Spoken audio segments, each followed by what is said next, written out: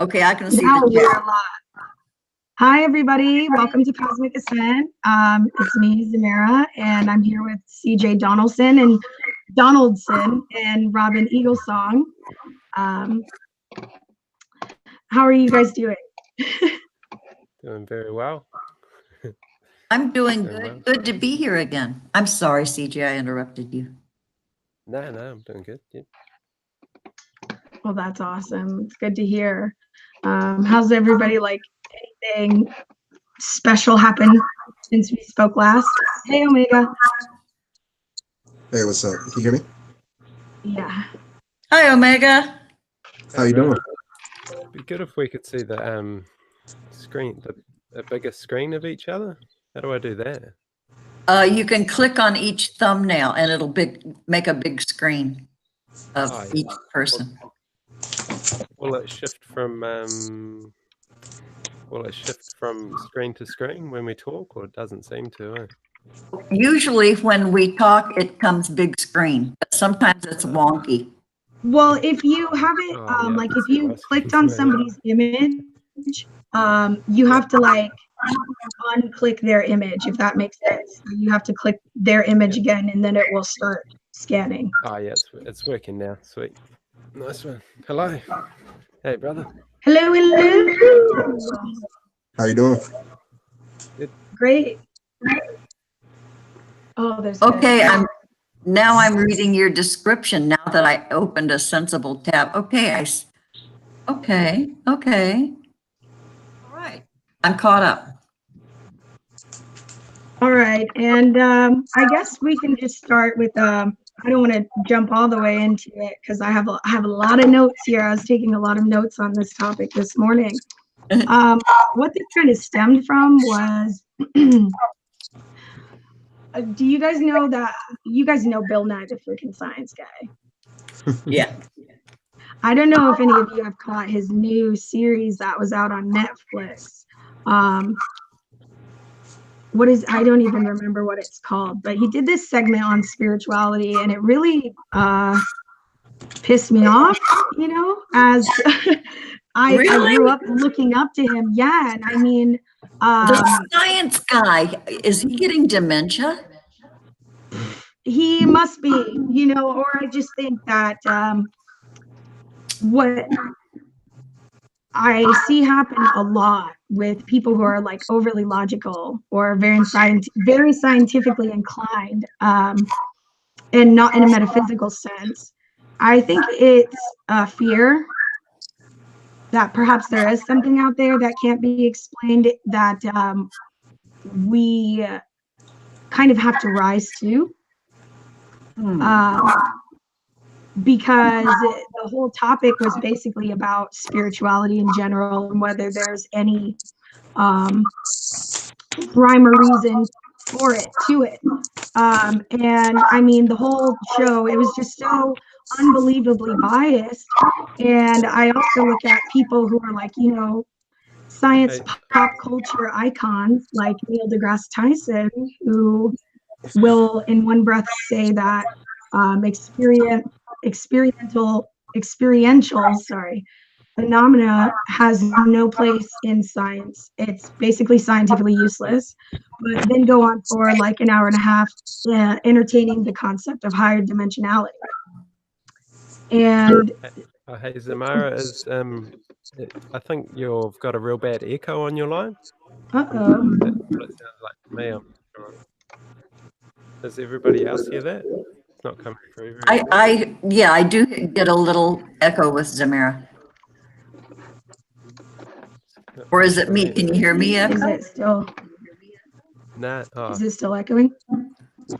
Nah, that's better. Go, Robin. Okay, I'm plugging in a headset just in case it's me.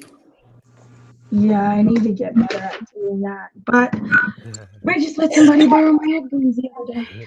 Just let the message come through clear, eh? That's the main thing, otherwise. Sorry, everyone. Is it Omega? Have you got headphones in, bro? Yeah, I'm getting ready to plug them in now. Okay, I got mine plugged in.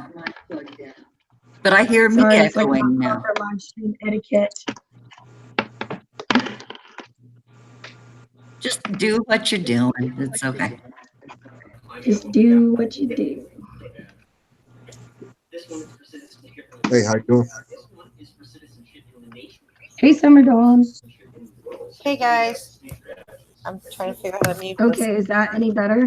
Oh my gosh. Yep. I just wanted to know if I was at my end, but yeah, it's cool. Hey, Summer. Hey guys. Good to see you. How you guys doing? Oh, wow. We've got tons of peeps in here today. Hey everybody, how you doing? Ooh, who else is here? Justin. Justin Love, Namaste and La Catch a la King. Oh, well, hey, I'm Robin. Good to meet you, dear. Sorry, now my audio isn't coming through clearly.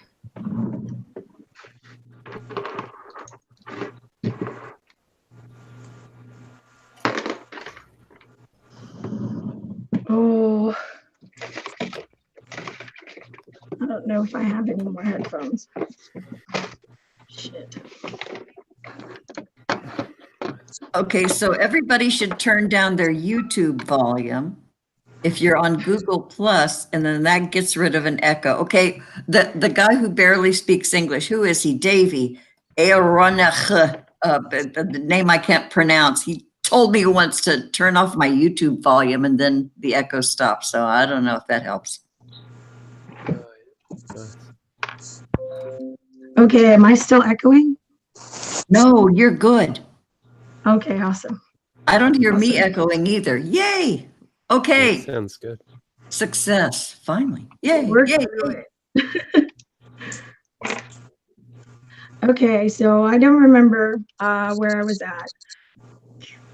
Start But over. basically, I was just talking about how a lot of scientific pop culture, I don't know if you would call them icons or just individuals, will in the same like segment down talk religious, spiritual, transcendental experiences, and then go and just the field of work that they are in is like inherently spiritual. Like if you're talking about quantum physics or astrophysics, especially. And so I don't know what fired me up to get on this tangent today, but I do think that it's something that needs to, or that I hope to see merge together in the future. And so I wanted to talk a little bit more on that. So I'll open it up and ask anybody what their thoughts or opinions are on this. If it's anything mainstream, I wouldn't have seen it. Like, I don't watch those types of people. Eh? True. Right, because they're freaking downers a little bit, like not downers, just so logical, so like I don't know. Me being basically from out of this dimension, I've started understanding that tapping into what's going on with people, what they're paying attention to. Neil deGrasse. I didn't even know who the guy name was when the person was telling me about Tyson Neil deGrasse. I didn't even know who he was until somebody That's good. explained to me. They said, yeah, that's a good thing. You don't know. I was like, but it's what people are talking about. And they're sort of getting misinformed by these things. I wouldn't say misinformed, but just, they're believing. They're sort of like leading through a trail that isn't really, it's not really giving them a standpoint to see all points from, When you look at the Bill and I, the science guy, I heard over that he was sort of losing his shit. And I was like, really? That might be cool. But it's not cool when other people are sort of like really dependent on his information and standpoint. He's been around forever, And when I was like a kid, I was watching the shows. Right. No, I grew up on Bill Nye the Science Guy. Come on. I mean, it's just very disappointing, especially when with modern physics and the things that we've discovered in the last maybe 5 years even, I don't understand where the disparity is. And so I think it may be just kind of like a blind spot or like a bias. Yeah. Well, yeah, but when Bill Nye was on, that's all there was. There wasn't the internet, I plunked my kids down when Bill Nye was on. I sat down with him. I loved the guy. I thought he was droll and, a skinny, cute guy. And I thought wise, but dang, I'll bet he's sinking into Alzheimer's. Well, and I won't downplay like any of his past works. Anything before like that new show on Netflix he released, I still like stand by, and like I would let my kids watch it if I had kids, because a lot of the things that I learned I'm still using today in my spiritual journey. So again, there's this irony, and so I wanted to kind of talk about like quantum physics. And I don't know if any of you guys have heard of the invisible ships. No. So, and this is so crazy. I remember my history teacher telling me this, and now I've been able to kind of piece together why I've hung on to that bit of information. When Columbus came over to the Americas and the natives were standing on the shore, apparently the natives had no concept, no mental concept or perception of ships. So they didn't see anything. And there's a lot of like, I think you can even go on Snopes.com, right? And of course, people are saying, well, that's ridiculous, because Columbus came over on ships and you can see ships. And the real root of what it's getting at actually has a lot to do with quantum physics. And from our perspective, we're almost looking at like a Schrodinger's cat, right? Because from the natives' perspective and from all of our perspectives, right, we can't perceive anything that this like mind or program doesn't already have a concept for, if that makes sense. Yeah, that makes sense. Yeah. They're basically in a different dimension to the natives, It's not, they haven't been on that vibration before. It's that quantum, yeah, I get what you're saying.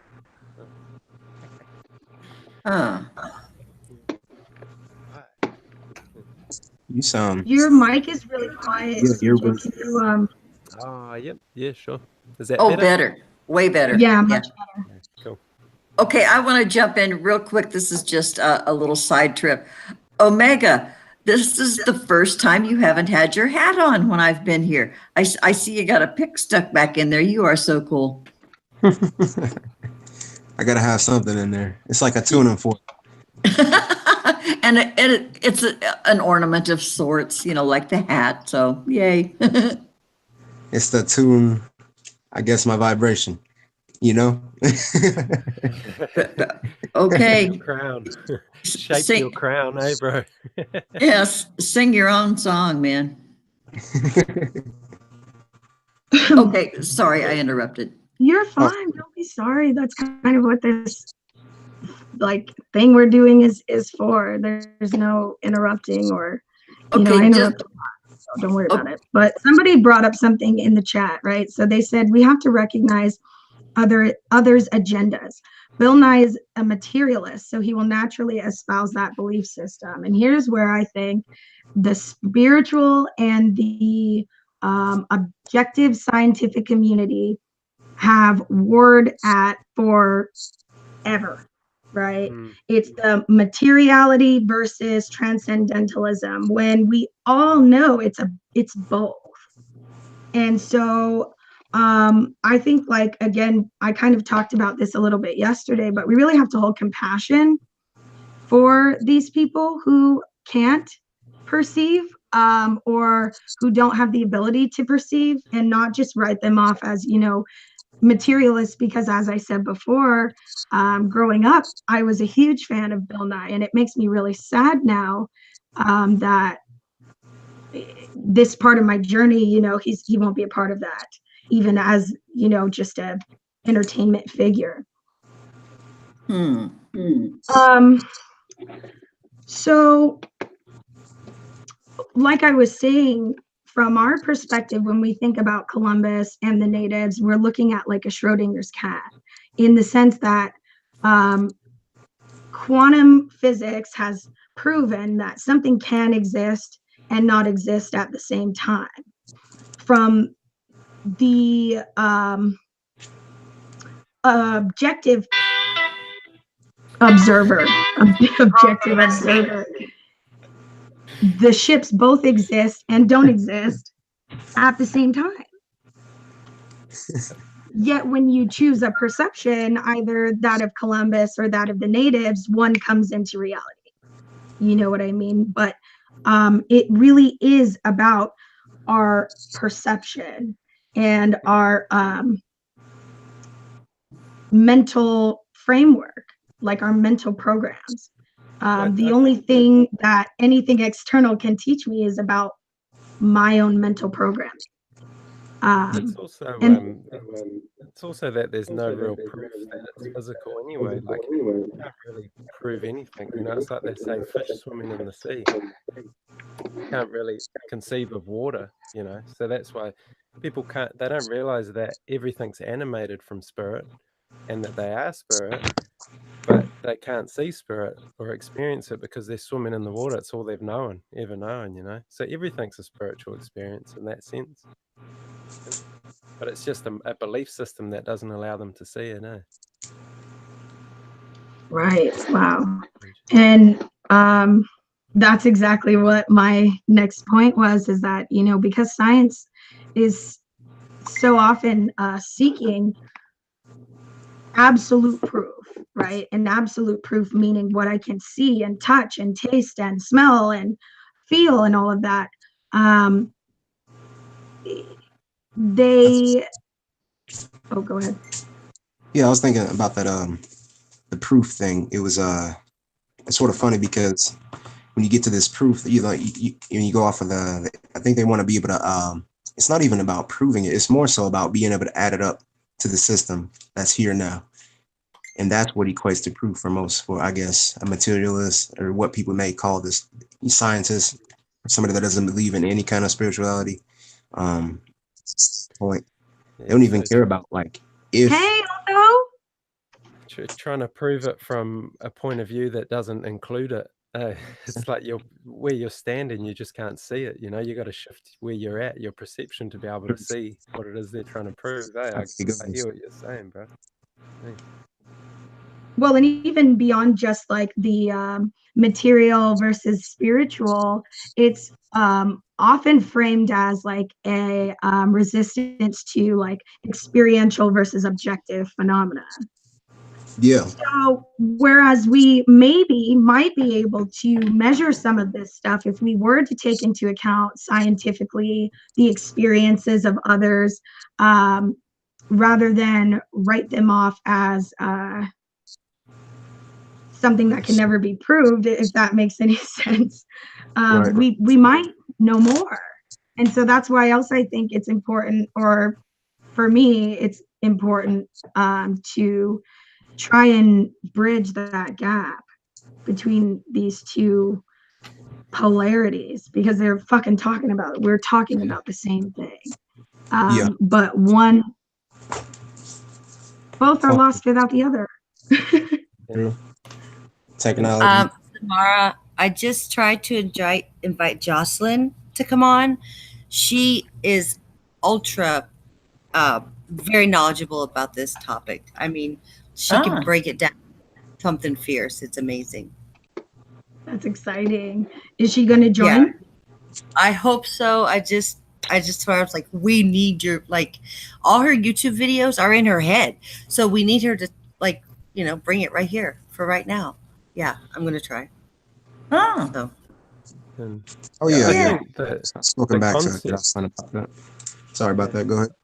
was just going to say the concept of spirituality has been proven through and through, you know, and telepathy in plants has been proven. There's been all sorts of scientists over the years that have proven so many of these spooky phenomenon, but their science just doesn't get broadcasted. And I think the problem is it's the belief system of the people that hold the paradigm in place.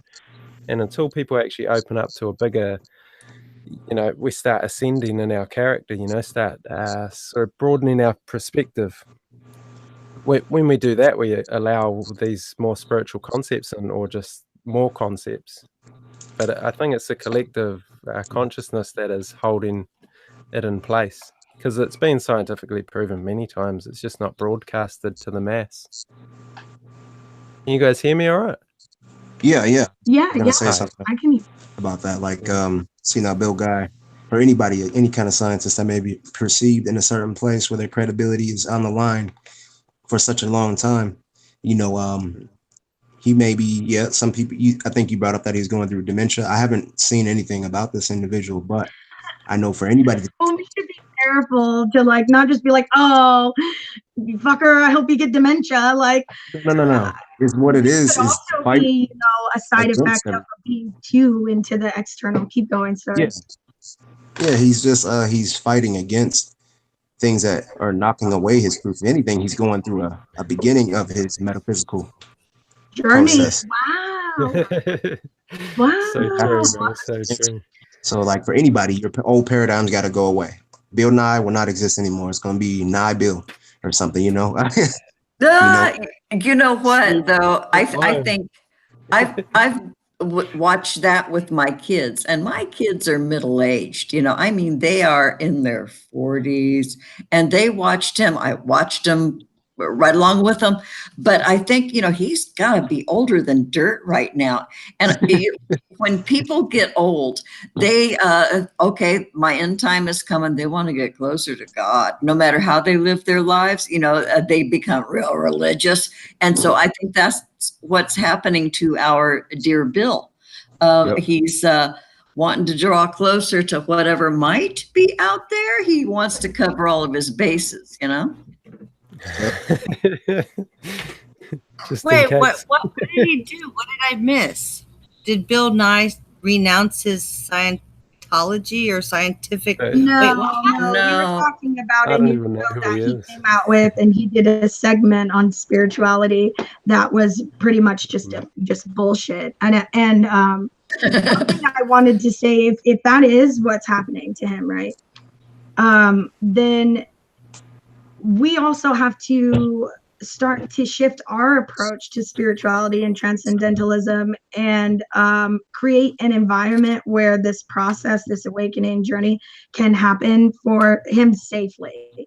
You know what I mean? Where, and I don't mean just him personally, but I mean any overly logical person who one day wakes up and realizes, holy fucking shit, I'm inside of something that's like absolute, and just kind of like having all of these realizations and going through the spiritual crisis thing, and they don't have a good community of people to talk to about it, or perhaps like they may have like the wrong type of community. Like, wouldn't it just be something if like Bill Nye's having this experience or somebody's having this spiritual crisis and they run into a bunch of Scientologists? Like, they're fucked. So, yeah. Yeah. Me. Go ahead. Sorry. Somebody. You go, bro. What?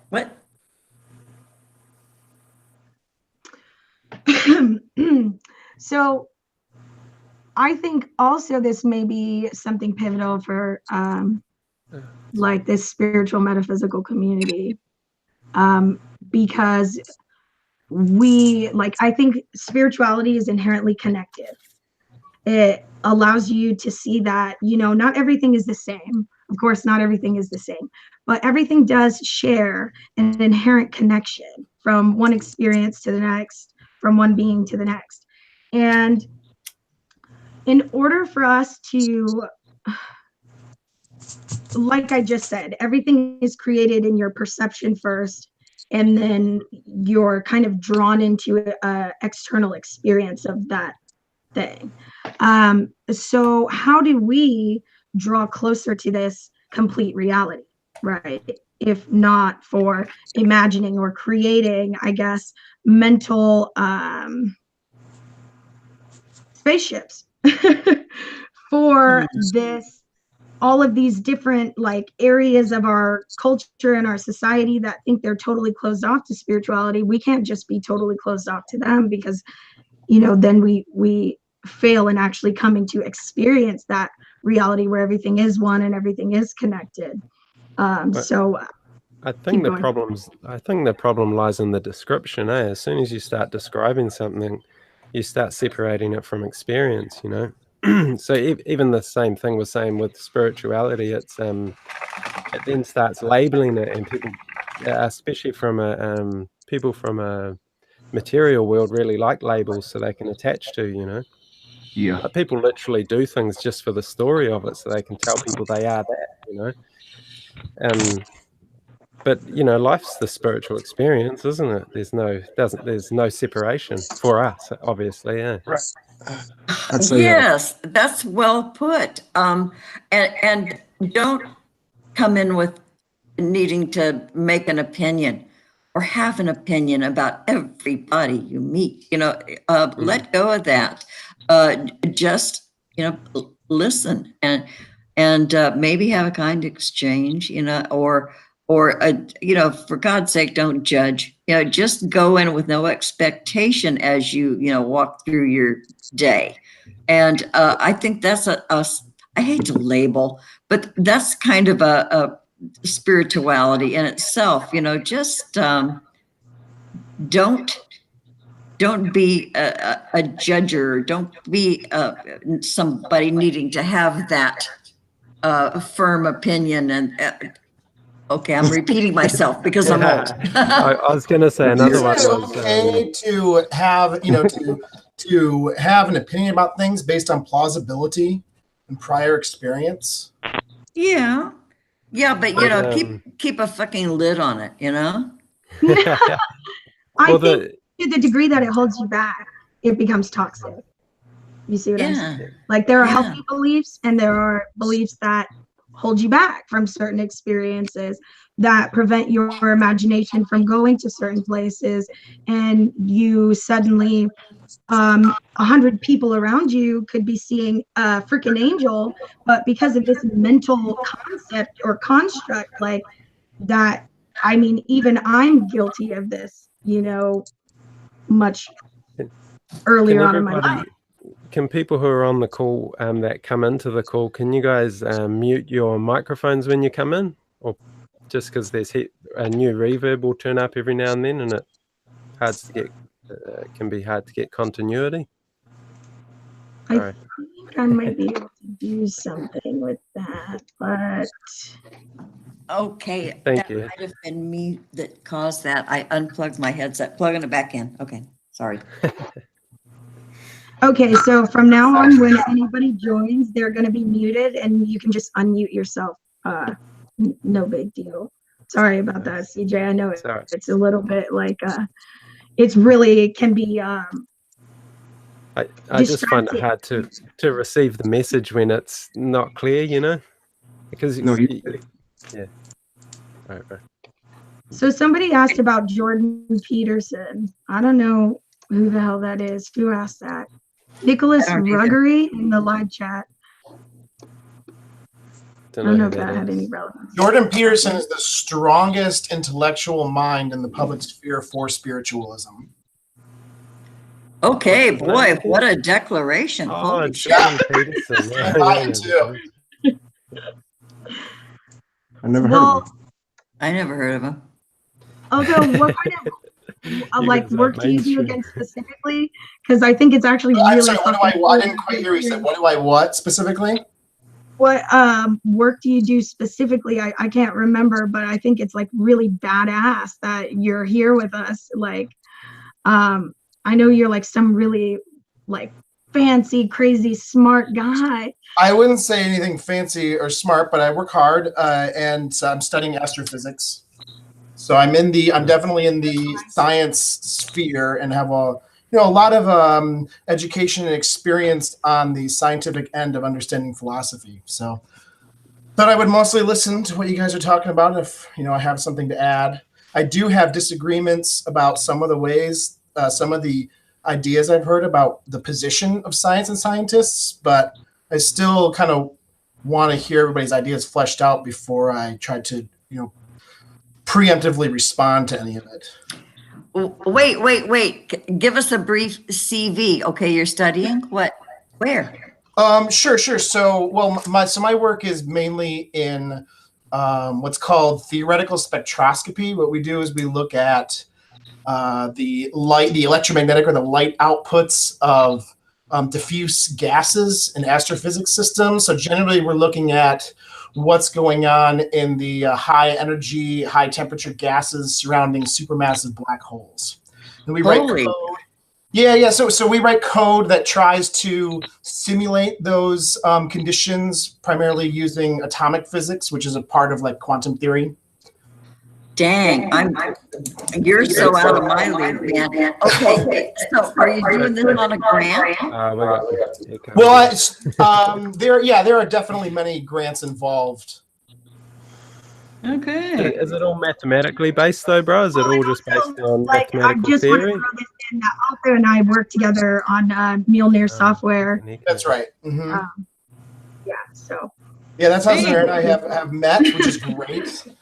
Certainly we've had lots of good conversations, and so I'm not sure I quite understand what's your name, man, with the long hair? What's your name? I kind of asked you a question, but I wasn't quite sure. Yeah, CJ. I was just saying, is your guys' Says the man with experimentation? the bun. You have long hair. I do. Sorry, so tell me what your question was, CJ. I didn't quite understand. Yeah, it's just saying, was your guys' experimentation, is it based, it's got to be all based on just mathematical, theoretical sort of experimentation, isn't it? Or sure. So, what we do, so there's a lot of levels to it.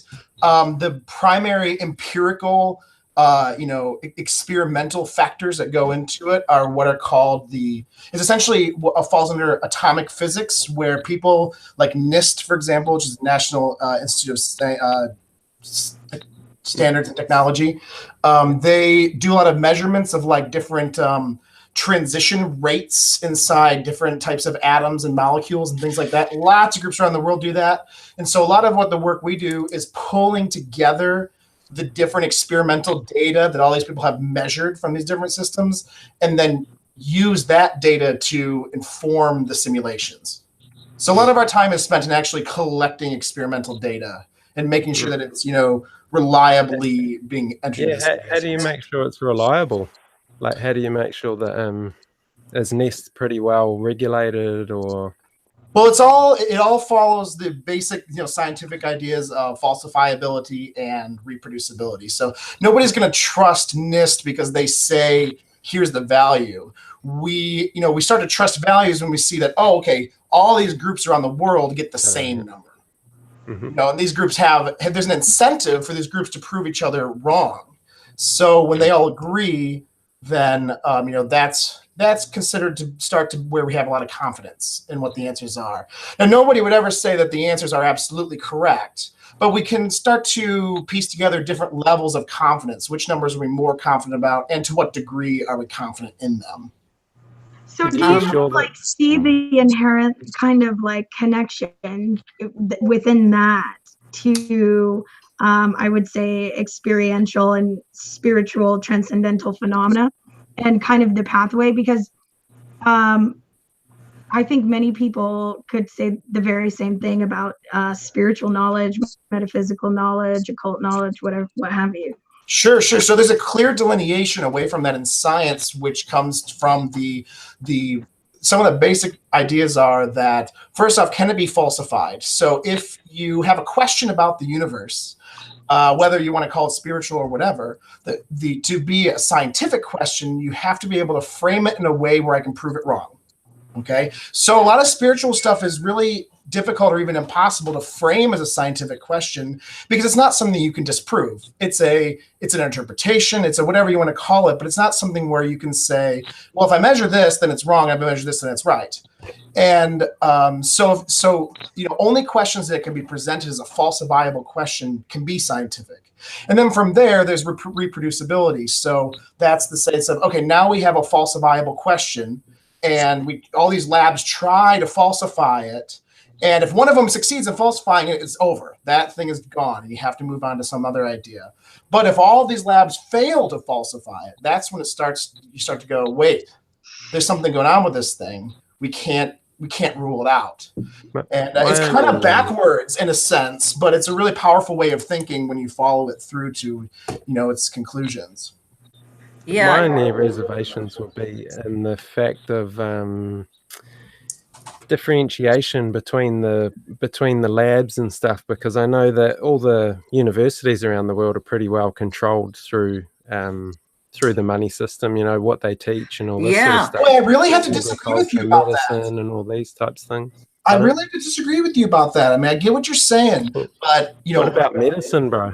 That's taught. Well, okay. So medicine and science have overlap, but not necessarily the same thing. But sure, that's a good question. But let me just tackle the science part of it first from the experience I have with many scientists, many fields, which is, generally speaking, they have the freedom to study what questions they want to study. Nobody's telling them you have to study this. There are lots and lots of different people that fund it. Yeah, but okay, and having done work with funding entities and stuff, there has to be data submissions. There has to be updates and reports and stuff. Otherwise, you don't get your money. But if we look at government, right, where I'm working at now, that's not true. There aren't these, and I think this is again where I hope the spiritual transcendental community will really find, like, we need to sit in our compassion, because when Otha was explaining that process to me, the only thing I could think about is how much going through that kind of process where you're trying to prove something and basically the objective of everybody else is to disprove that, and that's how you operate, going about making your discoveries. That can definitely warp, from a metaphysical standpoint, lead to certain energy patterns. And perhaps this is why it seems like there is some conglomerate that's out to shape the messages of scientific inquiry, but there's not. It's just the way that this scientific process goes about. Hey, enjoy being. So good to see you. Well, what about suppressed technology, Zara? How's it going? Hey, enjoy being. Good to see you. Yeah, sorry. Okay, you got to take a shot. You said it wrong. Zamira, I was just asking, what do you think about suppressed technologies over the years? Because to me, that's just plain, it's so commonly known now, So how does that happen if institutes aren't steered? Because if what suppressed technologies are you talking about? Oh, there's been all sorts of ones, man. I mean, the Patone, what's the Geet motor's a good example of it.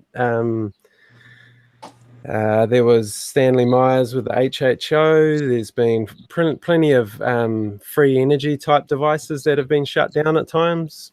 Yeah, I really think that, I hear what you're saying. I've heard this kind of stuff, but I'm going to strongly disagree with you that any kind of free energy machine has ever existed. Okay, well, I don't agree. But man, go to the library. I've read it all. Maybe again, right, on both sides. Can I explain it? I don't know. On both ends, because I witness a lot in the spiritual community, a lack of desire to reach out academically, a lack of desire to bridge, like literally what the whole topic of this conversation is about. We can look at science and see that it's inherently spiritual. Can scientists look at spirituality and see that it's somewhat scientific? No. So can be framed scientifically, we can think about it. But if the question can't be framed scientifically, there's no scientific way to look at it. Well, So I think that's because we're doing objective science. We're not taking into account like Who's the experiential instrument? phenomena. Who's the instrument for sure?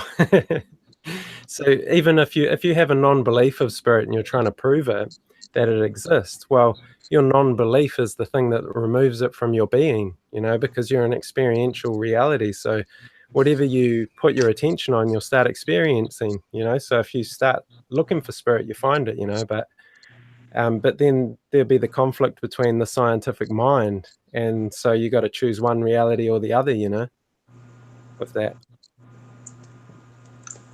Got some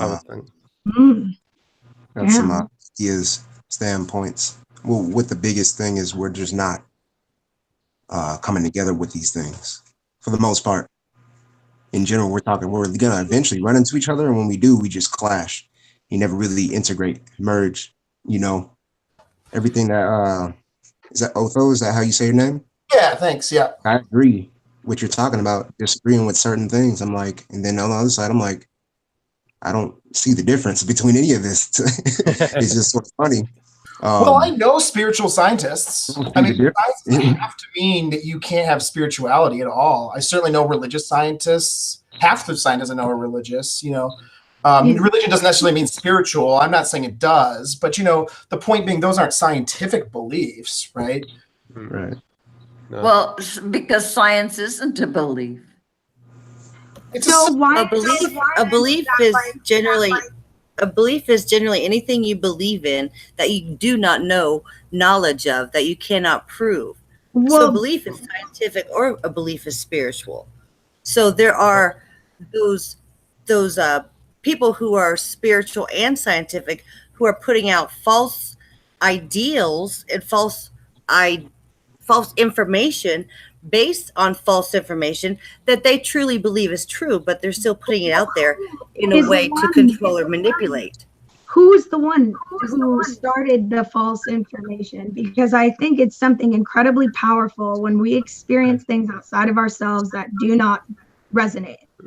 And as a spiritual community, I think we really need to get into our practice of alchemy and realize that the world is really trying to tell us something here, and that continuing oh, that's an agenda. That's manipulation. It may just be different energy. But it's manipulation at the cellular level, all the way down to the beginning, not of time, but of our initial cells of who we are, the atoms that are made up of our individual human beings, our individual rays of light of who we are, the humans who we are, who we represent, not our skin color or our name or our birth date, our frequency of that which we vibrate at. That is our human being. So that frequency has been tried to be tampered with by the protons that are doing the bad things for the electrons, yada, yada. Of man and matter. Right, exactly. We're here to be manipulated in a sense. Are we?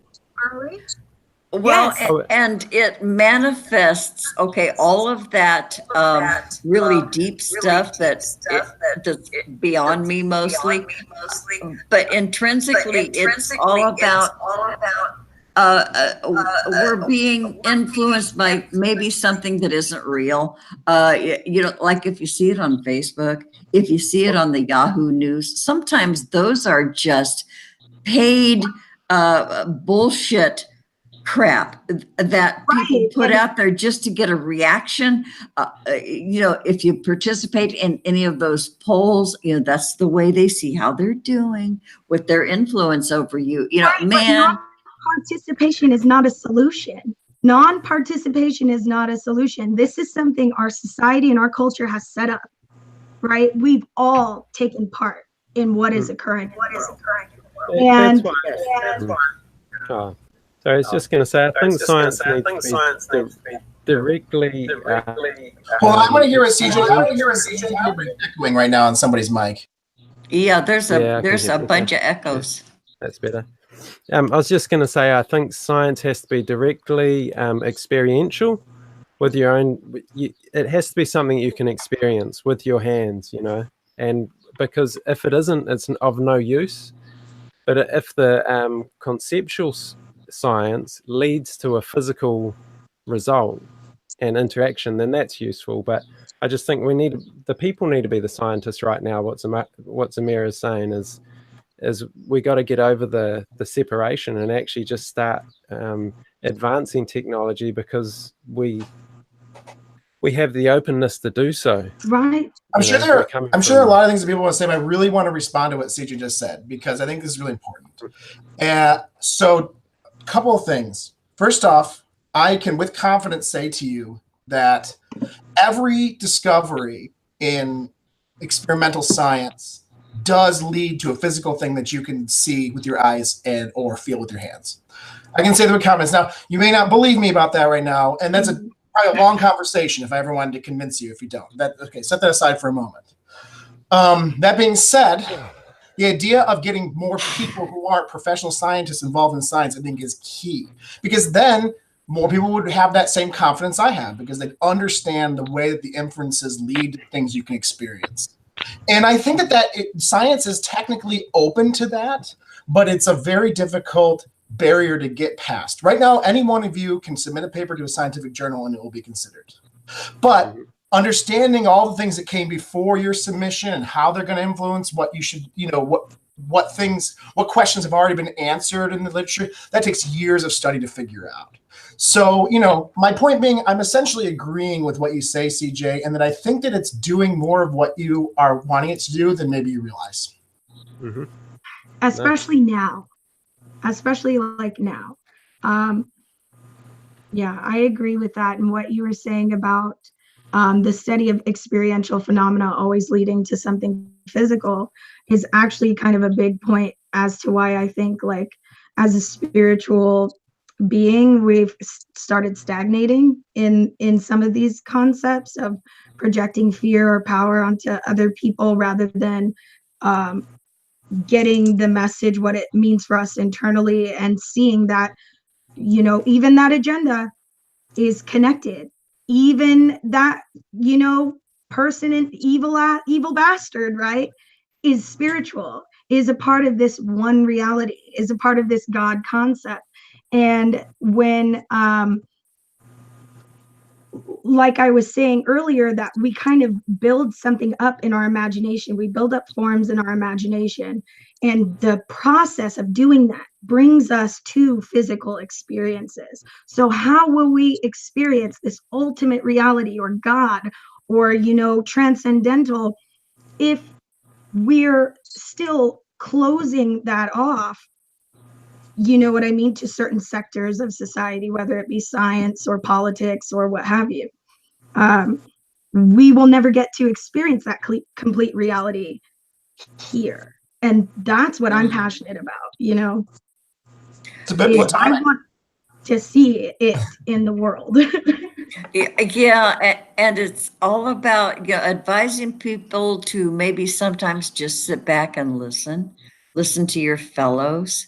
And then, don't be too quick to jump in and try to instruct or educate. Listen, people aren't really listened to these days. And if it's up to you and me and you to just be quiet and listen and hear them, people need to be aware of being heard. I think that's a real basic starting point right there. That's where I started. I wanted to sit back and listen to what you guys were saying, so I'm glad you brought that up. But yeah, Omega, you're the shit at listening to understand, not to respond. I'll openly admit I'm kind of a dick about that sometimes. Haven't we all been? It's a day by day, moment by moment lesson. Just shut the fuck up and listen, and you get your best education and you get your best positioning by listening to the other guy. True. First off, I like to say I don't know anything, because that's how I move forward or expand. I'm open to meeting individuals, like things that you're talking about. So I'm glad that you're even here. I had no idea you were even coming or connected. See, that's the whole point, is when you're bringing apart these, I mean, quantum physics is a thing. I don't know if it's still called theory. You know what I'm saying? Is there proof within this? And I had a question actually for you, Otho. It was about what is the goal that you guys are trying to reach? Maybe you and individually, and you as within the group that you're working with. Yeah. Thanks for the question, and I don't mean to take away from the the spiritual conversation, right? I don't mean to try to make it all about me or anything, but it's all. Oh, it's all about you. So how dare you? So there's a lot of different layers of goals, right? So the ultimate goal, there's a couple of ultimate goals. One would be there's a map making goal in the sense of that we use supernova to map the universe right now. And supernova have a limit because they're only so bright. So there's a thing called the supernova horizon, which is how far away supernova can be before we can't see them anymore. And so you can map the universe to the supernova horizon.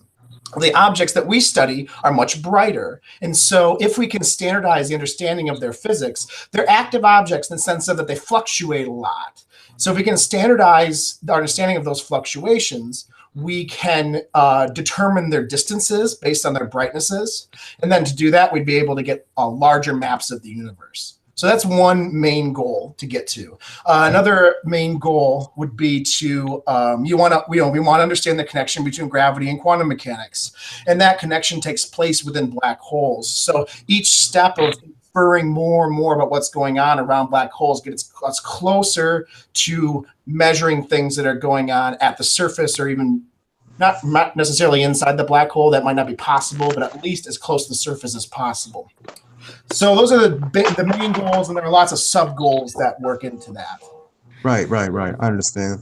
The point is it to travel the universe is what I'm getting at. I think that's a dream. I wouldn't call that a scientific goal. I'd call that a dream, and I think we all us astronomers dream about that. But we don't really know how to make it happen. Well, wait, I kind of want to hear about it. Yeah, the fact that you brought that up, it's a dream. Crazy. Because that's okay. I'll tell you what I can tell you, which is very little, but there's a couple of things that we can say. One is we know that you can produce a gravitational field that would allow you to travel essentially faster than the speed of light. That's your Star Trek warp drive, right? Star Trek warp drive has real scientific validity in the sense of it's not impossible, but to make it happen, you have to create energy in a configuration that will be impossible to do with any of the known materials to us.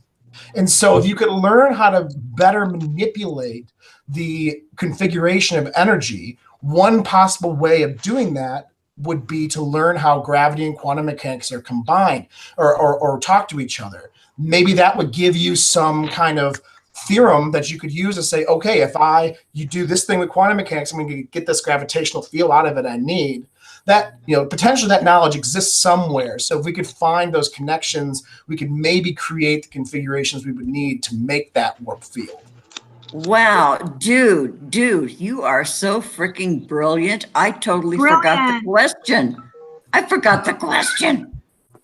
Well, I'm not that smart. It's just I've spent a lot of time reading about this, testing the theories, seeing if they're really consistent, and then going and looking at, okay, who are the people that are really. One of the things that we adore in science is skepticism.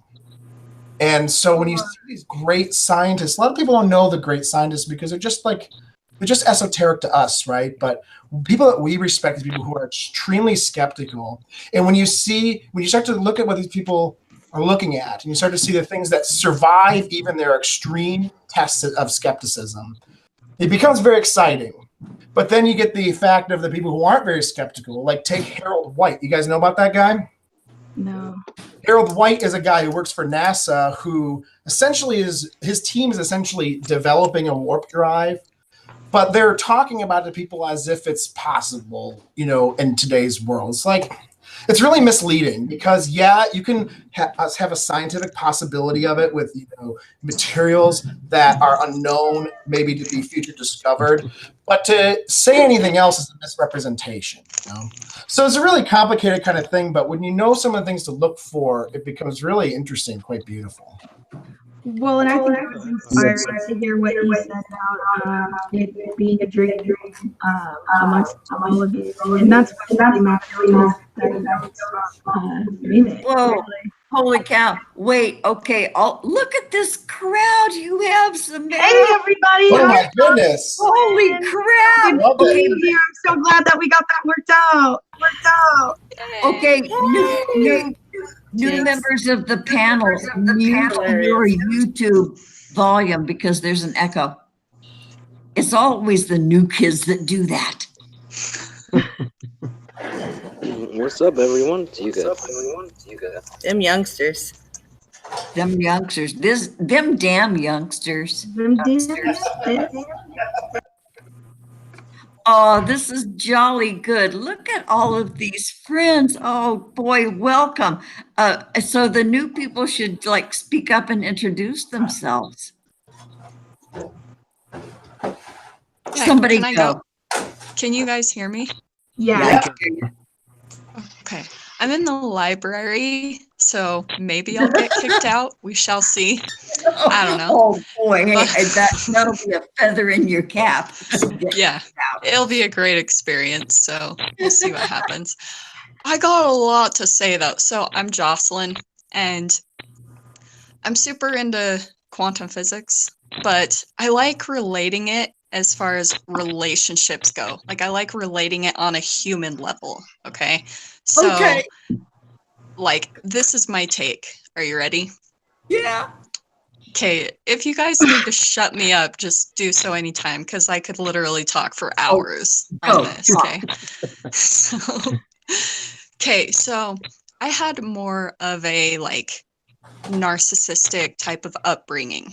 And for a long time, I wanted to just like coach people on getting out of narcissistic dynamics and out of narcissistic family dynamics. And the fascinating thing that I found, I came across an article one day that was called The Narcissistic Family Dynamic, and where it has like a narcissistic parent and they're very controlling. There's all this codependency and shame, guilt, and fear that's around these dynamics.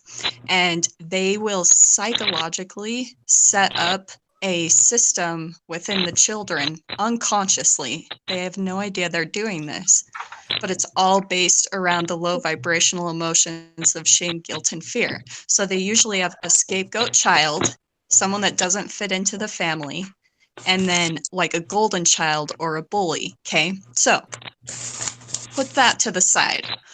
Once I started studying quantum physics and entanglement and superposition and like everything, like quantum tunneling, all of that, I started diving into that, and I started seeing that literally the whole reality that we have based around us was created off of just emotions.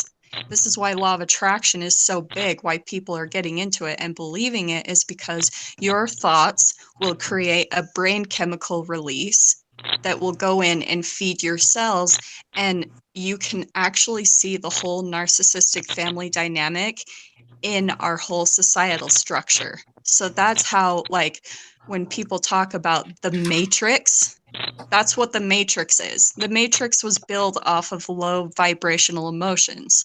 So yeah, like, you want to. Sorry, Whoa. what'd you say? I said so, like capitalism, basically. Oh, yeah, totally. Because I've also seen this narcissistic dynamic play out in personal relationships and very close family.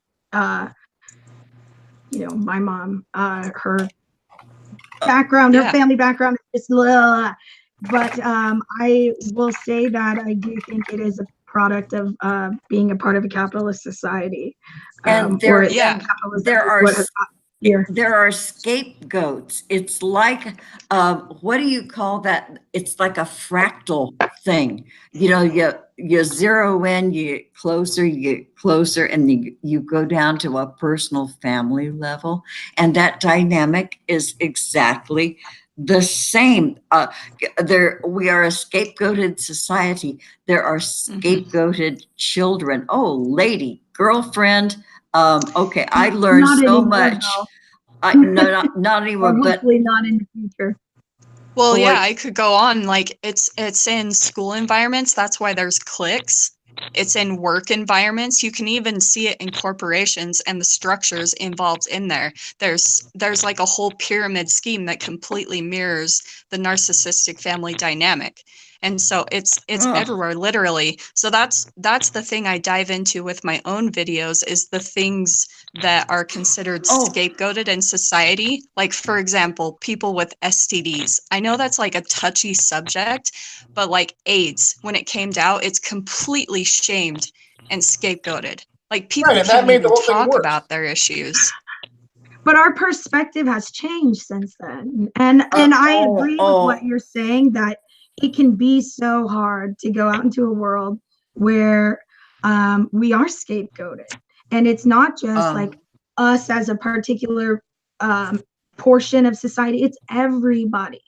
Yeah, Everyone totally. is scapegoated for every fucking thing, you name it. And I'm so Samara. passionate about community development for this reason, and about like collective impact and alternatives to this economic, social, cultural system that we fucked ourselves into. Totally. Because it just can't be. Like, I won't do it. So Zamara. We've got to start creating something outside of that, and that's where else we really can tap into the imagination. And can we even imagine anything beyond capitalism? I'm sorry, go ahead. Well, I think it's a fun thing to try to, right? I mean, you can think of some things, but well, like, even think about what we're doing here. We still have to define that within like a community or an organization or some kind of business, where we're like creating something for profit in order to, like, unfortunately, just because of the dynamics of our economy, we have to exploit somebody or be exploited. And Zamara, keep sending out your rays of light. Geez, me's, but I love you too, honey. You're my cyber granddaughter. Anyway, keep sending that out. You're a beacon, and I am proud to be here with you and look at the people you've gathered. Boy, the brains alone in this chat. It's everybody's like thing. Not to interrupt, sorry. Thank you. Well, the thing is too that I wanted to add, like, as far as evolution goes, even our bodies, like, if you look at the way that the amino acids and everything was constructed that have built the cells within our body is particle based. It's operating from the low vibrational emotions, not only from the food that we eat, but from the brain chemical releases. So as far as evolution goes, I mean, going back to like the double slit experiment, the reason why the observation of the observer affects the electron to act like a wave or a particle is because it's reacting from the fear-based, particle-based organism that's observing it, our human bodies. So that's why, as far as evolution goes, we're just barely understanding how important our thoughts are and the brain chemical releases behind them and the food we eat, all of them. It's a combination between those.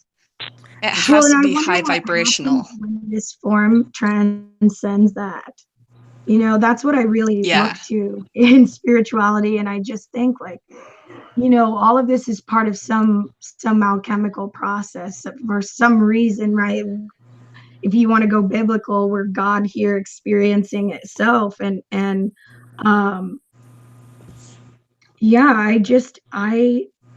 am so curious to figure that out, Totally. what are the next steps to getting us past that, and what is that even going to look like? I had a pretty good idea towards what you guys were all saying about this society, or the things that just were going on. So you brought up the narcissism happening through everything.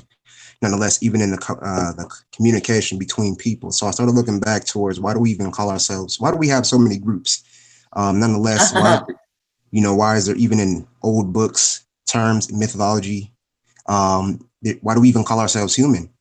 For that Right. sense, I mean, what I'm getting to.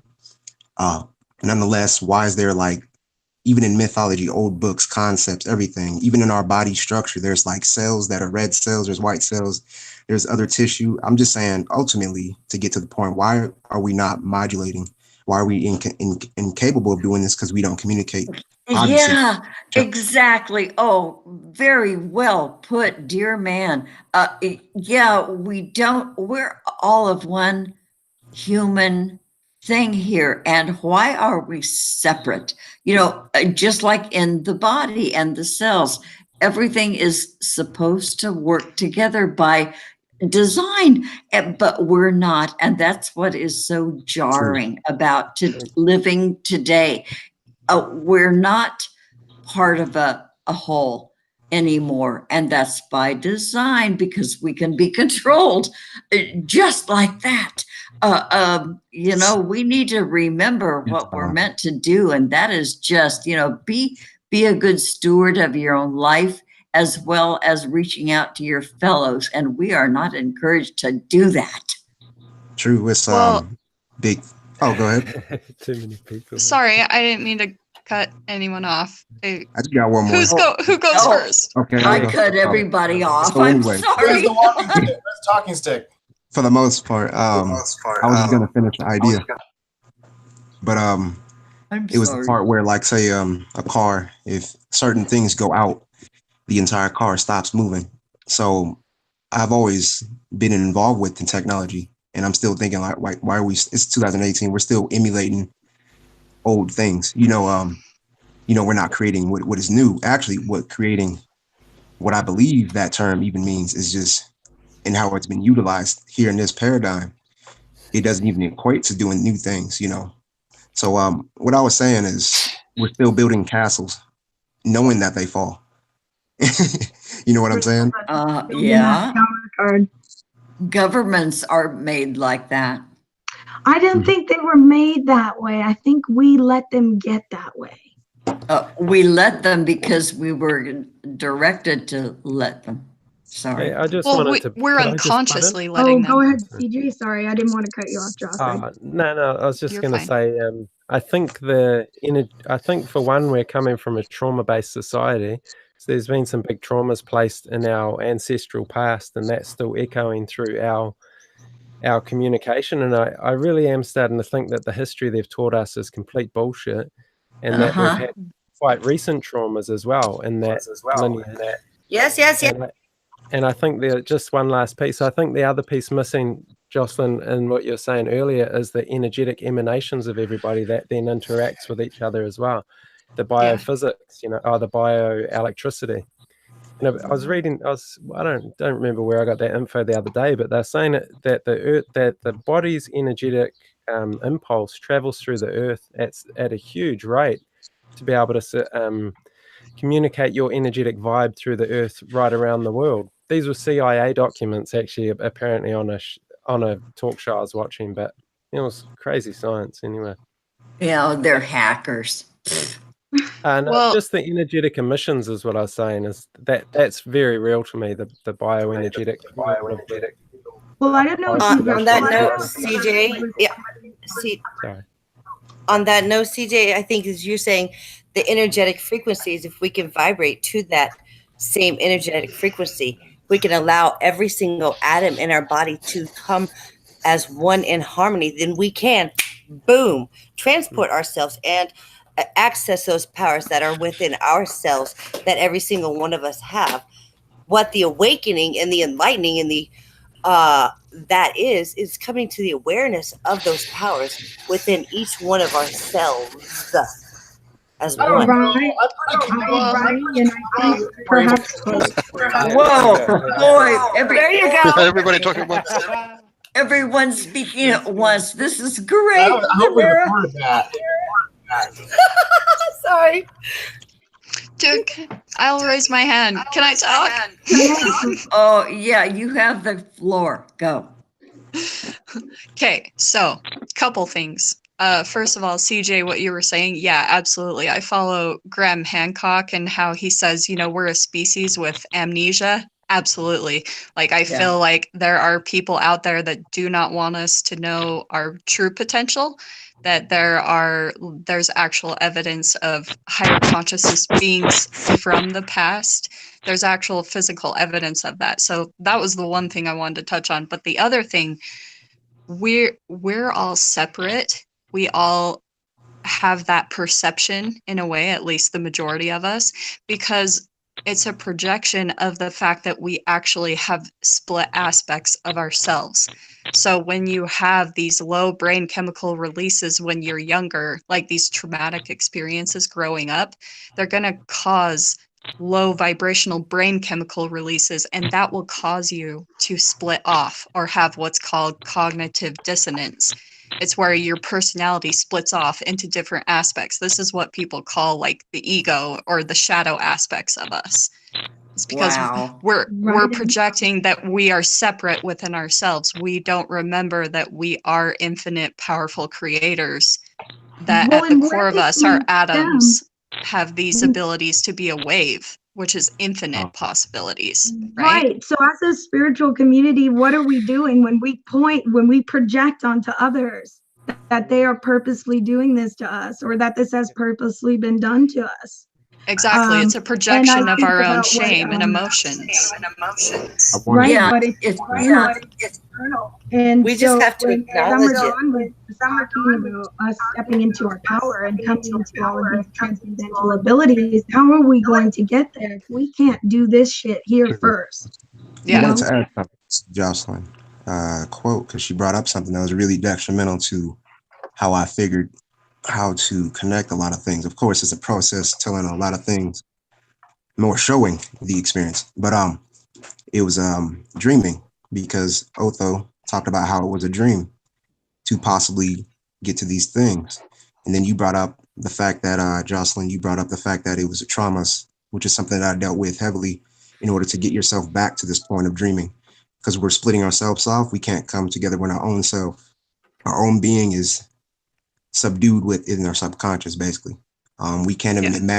we can't imaginate enough to bring the actual manifestation here, regardless if we're using technology or crunching numbers or sitting down to meditate. You're still doing the same thing. I don't see the difference. Nonetheless, you also spoke of I think somebody had brought up it's like they got past, or other beings that are on higher consciousness. I don't think I've told anybody too much yet, but I'm actually from all these so-called dimensions, and I've done these things before. That's the only reason why I'm reaching out now, because I know exactly. I don't know things, I experience them. So I have to go through experiences with people to remembering with people, as in members coming together. You know, it's really that Yeah. simple. And let's not forget that, like, I need to do just like a video of my whole life story. Like, I'm not talking as somebody with a very sheltered perspective either. I'm talking as somebody who's been through several very intense traumas, mostly at the hands of other people. But I don't like,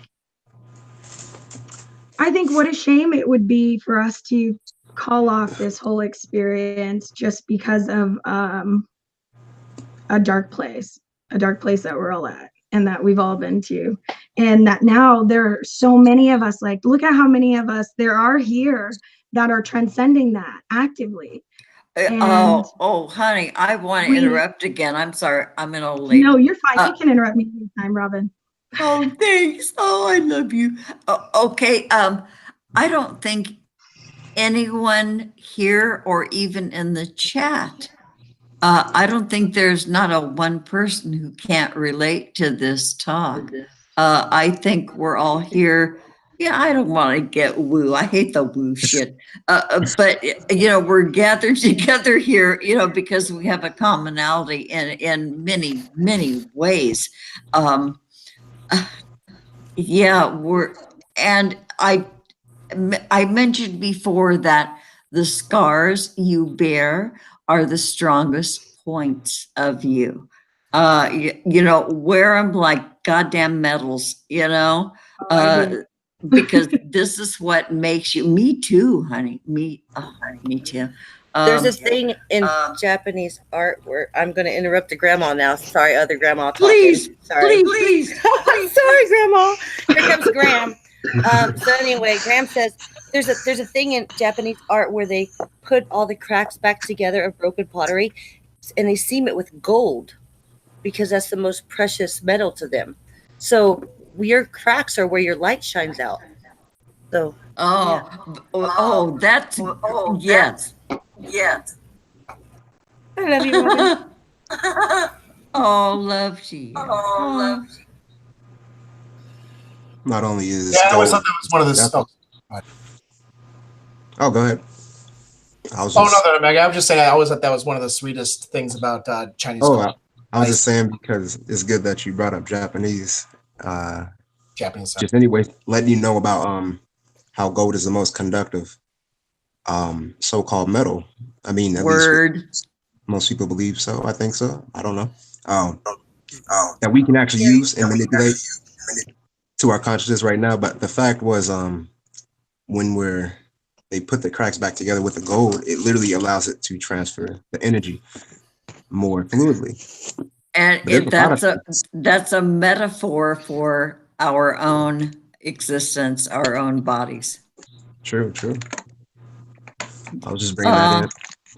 Have you guys ever seen the Holy Mountain? No. It's like this really surrealist kind of or abstract film, and I actually think John Lennon helped direct it. And it's about there's several topics within it, but basically this guy rides a golden hook to the top and meets an alchemist, right? And he literally turns his shit into gold, right? And my favorite line, I think, in any movie I've ever heard is you too are excrement, but you can become gold, and that is the real alchemy, right? Doing this that brings a new term to holy shit. See, I know. I was gonna say that the word excrement made me really icky, squirmy.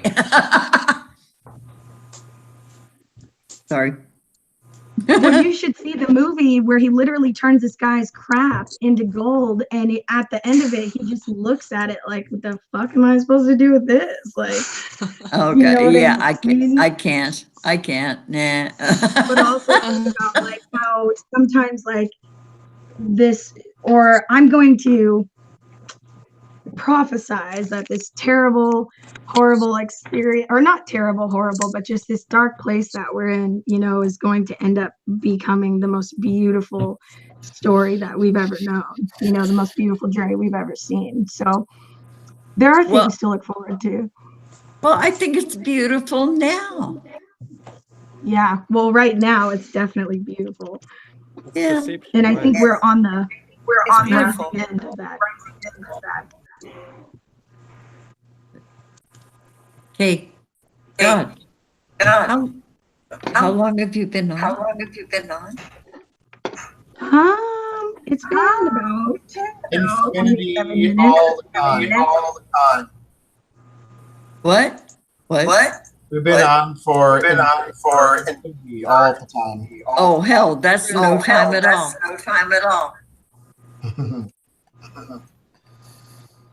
The last one was 4 hours? 4 hours.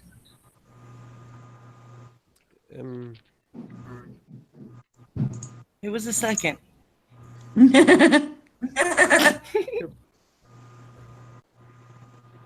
can always find meaning. Gold is a very heavy element. So not only are you adding the gold in the sense of it's a precious metal and it's conductive, but it also adds weight. So you can always find these meanings. And it's nice to think about that kind of thing and try to think about your life that way. It doesn't, whether or not it is real, it doesn't matter, right? These aren't real and non-real things. They're just ways of thinking, ways of trying to get your mind into a different place. I got a question for everybody. What do you want to create Like, if you had nothing in your way right now, like just anything. Forget that if there was anything in your way. What World is something you peace. experience? Laying on the beach with a huge fat joint, but living there. Like, that's what I want. I want to be living on the beach in a bikini, smoking a big fat joint. That's all I want. That's all I want. Bless your heart. You are still having thoughts of bikinis. I love you. I'm deprived in Utah. You know, we just barely legalized medical. So we've got a while. I'm feeling the lack. You're from San Francisco? Gonna say, So yeah, I'm I'm on the pretty journey- simple. Oh, sorry. Okay. I was just going to answer your question too, right? I think, and so is everybody, I think, but I'm on the journey towards creating that. And I think that's part of the journey of life, you know, is that you get born and now you're a creator, you know, but we get taught not to be a creator always, and then give all our time towards repetition, you know, that's work or whatever. But as soon as we step out of that repetition, we can now become creators again, you know, because you get bored after a while, eh? And for me, the creation is the village, you know, just put the villages back together so people can work together to create what they need, you know. And everybody has their different position in the village. You know, everybody has their different role, and it's all about, you know, the acceptance and saying, hey, welcome, and, you know, no judgments, and like we're directed to have. It's just, you know, the gathering together as, like, you know, I hate to be corny, but, you know, family stuff. You know, I feel very akin to all of you folks. Isn't that weird? No, not at all. No, not at all. No, not at all. Oh, thanks God, that validation. Shit. Oh God, I give it.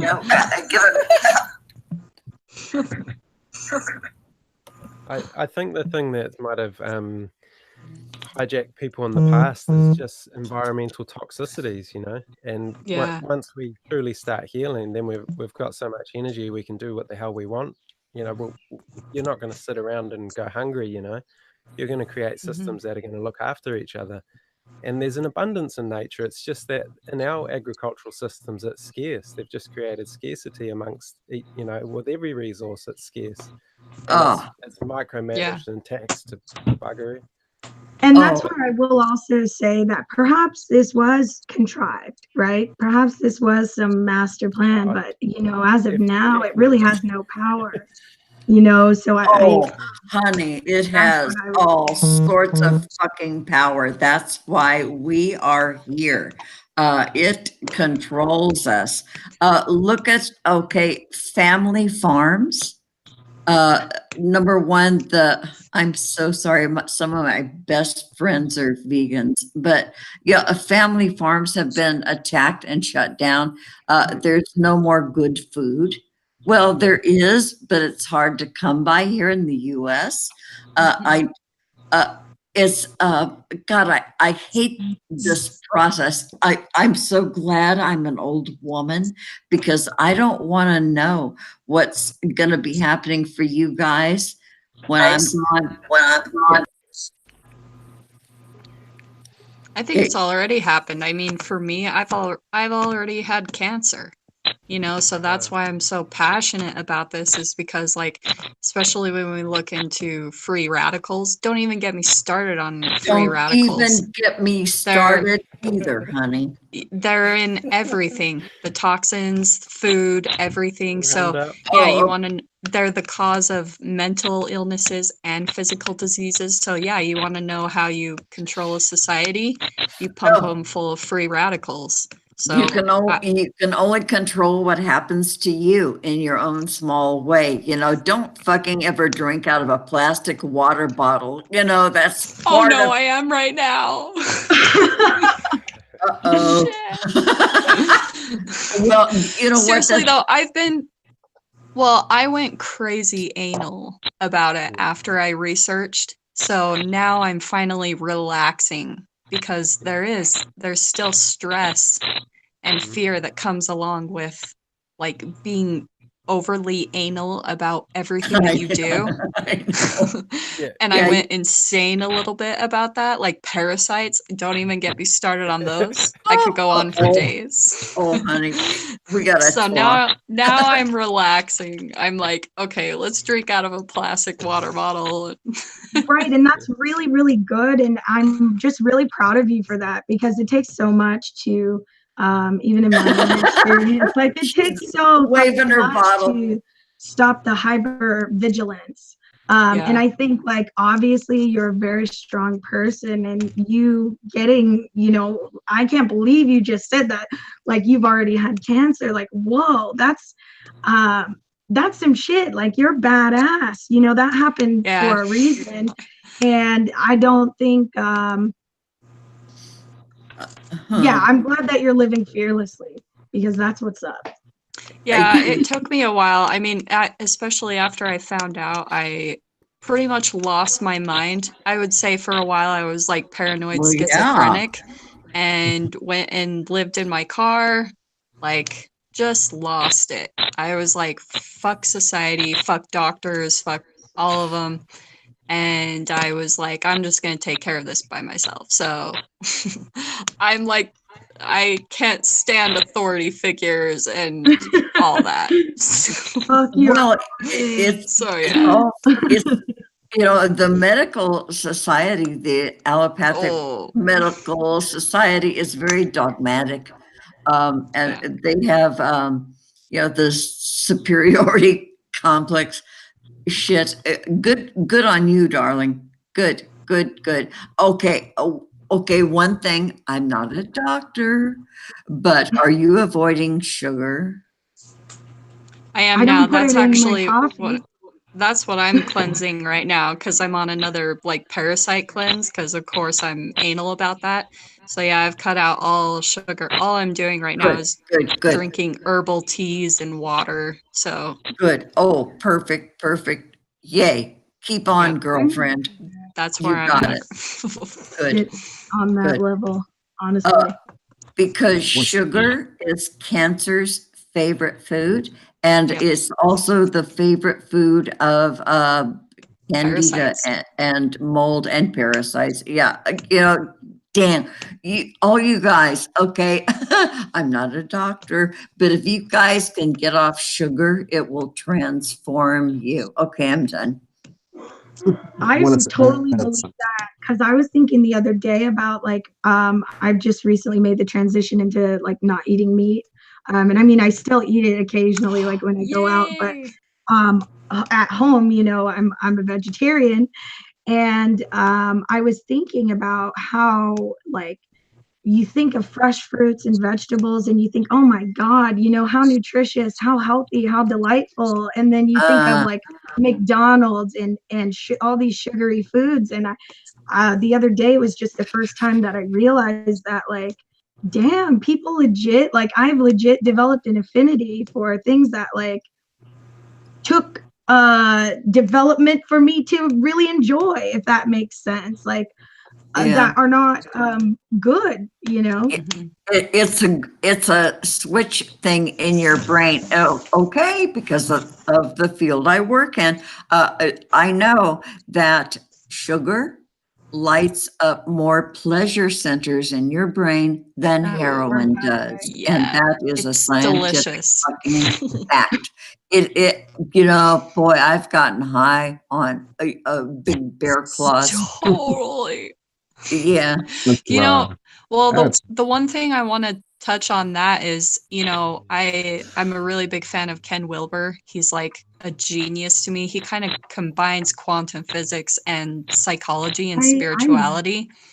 And he talked about how, as humans, we go through the oral anal phase, right? It's from 0 months to 18 months old when we're going through that age of development. So in infancy, right? So if anything goes wrong, anything at all, AKA the low vibrational emotions of shame, guilt, and fear, are projected into our environment during that phase of development, then we will create an oral fixation, an addiction, or an allergy to food, like not wanting to touch it. So think about where we are, all of us as humans, how much we emotionally eat. It's a chemical combination. So every time that emotion arises in our experience, we want to put something in our mouth.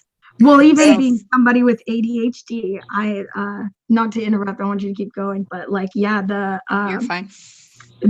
My doctor was explaining to me how like people with ADHD are more likely to be, this is kind of crude, but chronic masturbators, overeaters, or smokers, because it is a instant gratification, and it's also something tactile, you know.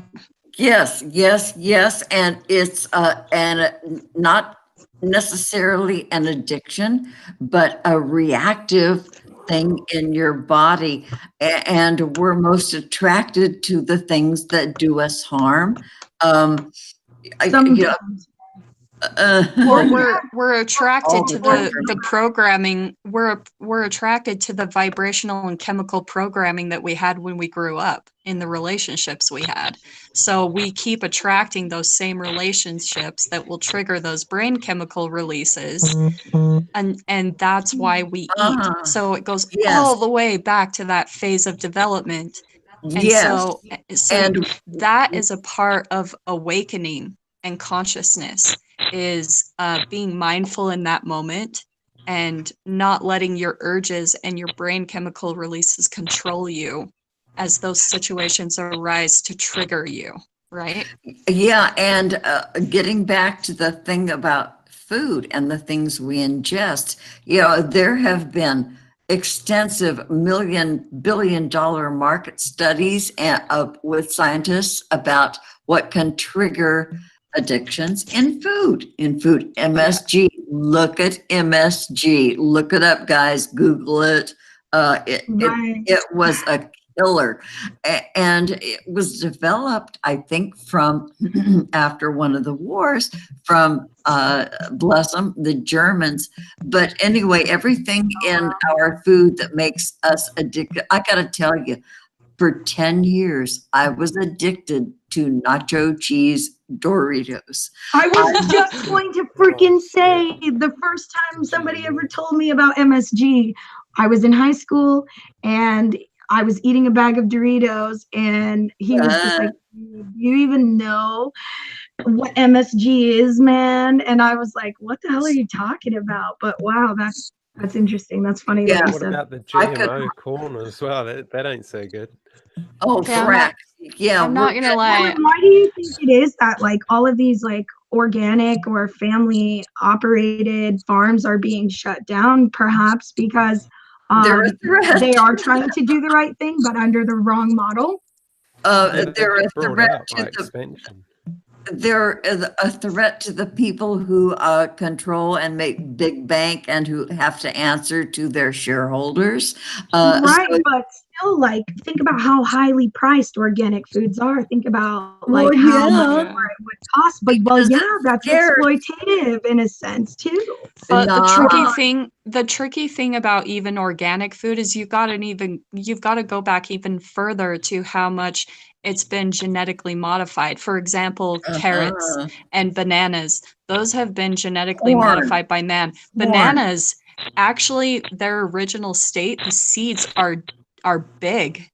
Man has genetically modified them. So even if it says organic, it's still been genetically modified. Same thing with carrots. Carrots were never originally orange.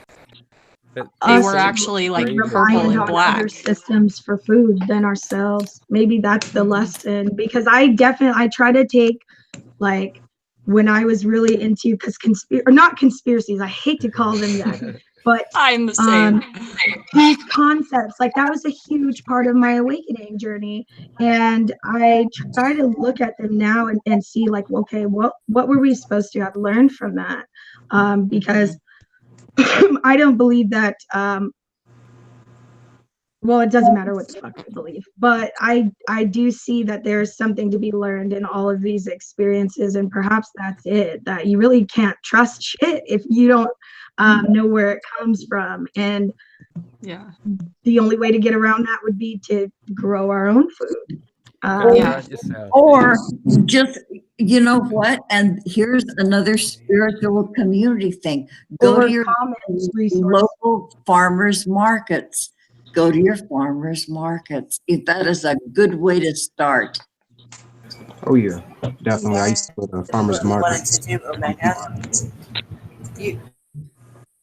You had said what we wanted to do, and that's one of the put up a community transitional type home where you have an opportunity to grow your own food. We're going to have to learn how to grow food hydroponically. The soil's so messed up these days that we're going to have to be able to have that knowledge. I've grown other things medicinally hydroponically, and food's no problem. I mean, if you can grow certain things in your back pocket, I mean, you know, anybody can grow weed on the side of the street, right? So if you can grow things, you're going to be of good knowledge. And if you can, you know, reach those resources out, I mean, there's like buildings that are available to get grants for, to open up whole food resources and co-ops. And that's what we need to do as a community, in every group, in every organization that we have available, is to reach out to those people that are in our local areas to do that. Right now, I'm in Florida. There's this huge building. It was like a big, huge store at one time. It could be opened and utilized as like one of those inside flea markets where everybody has their own food. I mean, they have a huge flea market down here. Even creating like commons resources, right? There's a concept called co-op. Boy, that is such a brilliant idea. And I'm a child of the fucking 60s, and I get that. But you know what?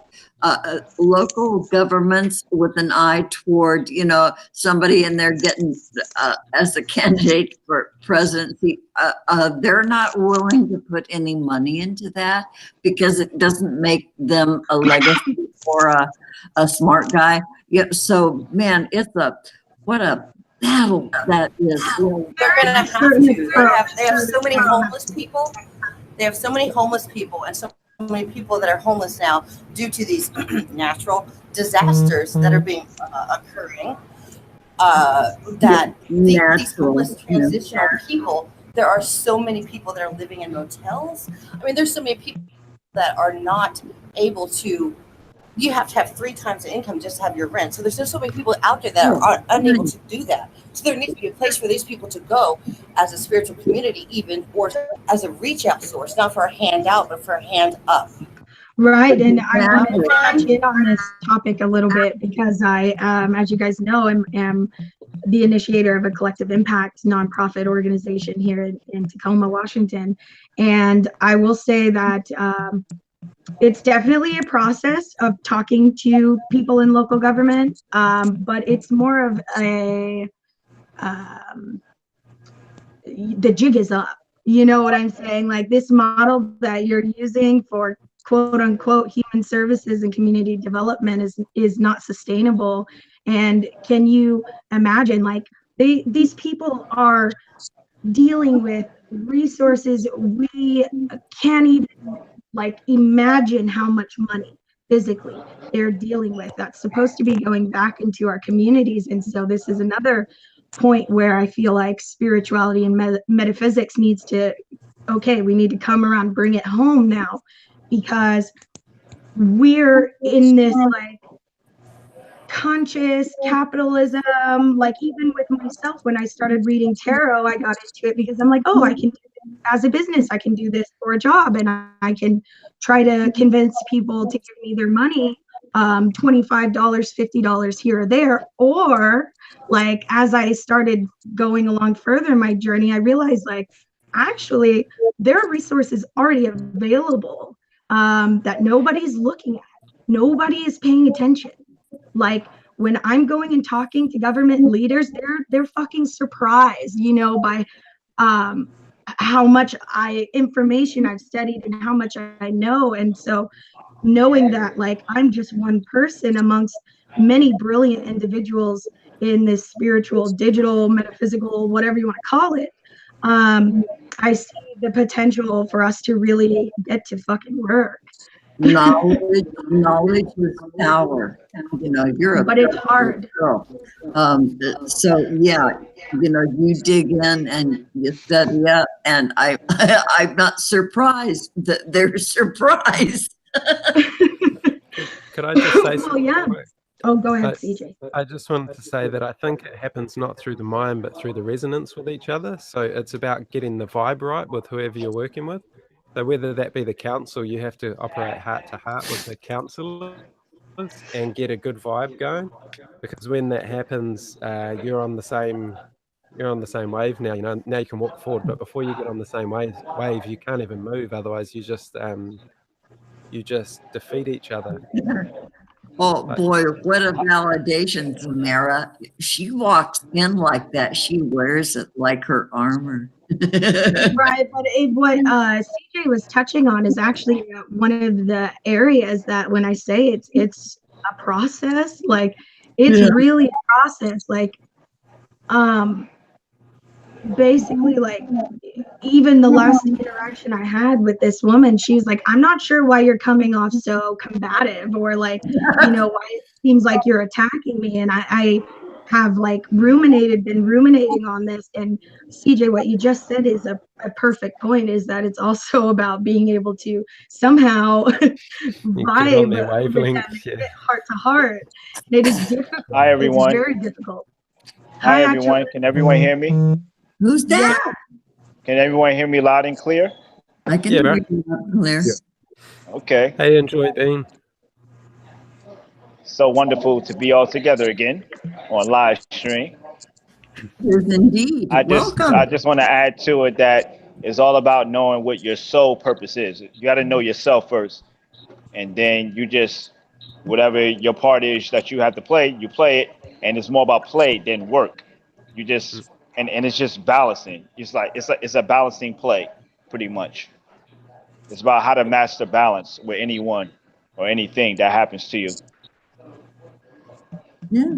And you can get whatever in return. There's so many ways to receive in return besides just money or whatever.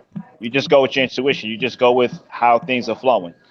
Or sometimes God can just bless you. You can just walk around and you can discover things, blessings or whatever.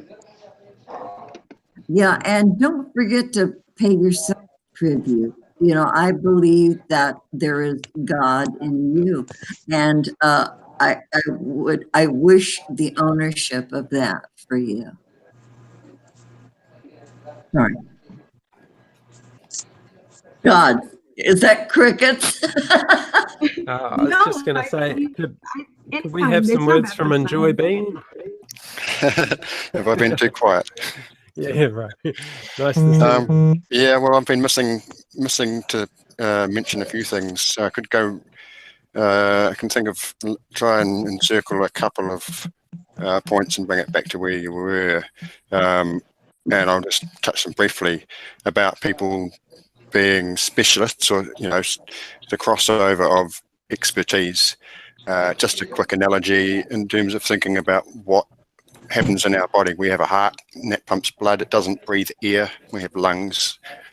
Conversely, it doesn't pump blood. So at a basic physical level, some things are meant, it takes all types. We need accountants in this scenario, or so we have to consider that difference is good. So what I'd like to see, or what I'd like to do, is for everybody to be themselves and the best themselves that is possible. Jumping forward quickly to food, I was a sugar addict 2 years ago. 2.5 years ago, I was a smoker, smoked pot, drank lots of energy drinks, like up to 5 bottles a day. Wow. And junk food. So I mean, I've tried giving up these things quite a few times, and it failed. But something just pushed me into it. Before I knew it, I was giving up cigarettes, all these drinks, a little bit too late, in which I lost most of my teeth. I wear dentures. I'm 44 years old and wear dentures. Ended up in hospital with jaundice through malnutrition. And that was a good shock because I came out of hospital and learned a bit about food. Before that, in my head, as soon as I started thinking about certain foods that were healthy for me, I just lost my appetite. But there was something guiding me. Once I got in the hospital, I wasn't getting fed enough, and all of a sudden I was starving. And so coming up to now, because it was a Christmas 2 years ago, I came out of hospital and just started eating. I was initially eating 12 servings a day. Like each meal had 3 meals in it. Read up about catabolic and anabolic states of your metabolism, and I was in a catabolic state, which is where you're pretty much devouring your own body. Since then, I've put on about 10 kilos. I'm quite a slight built character,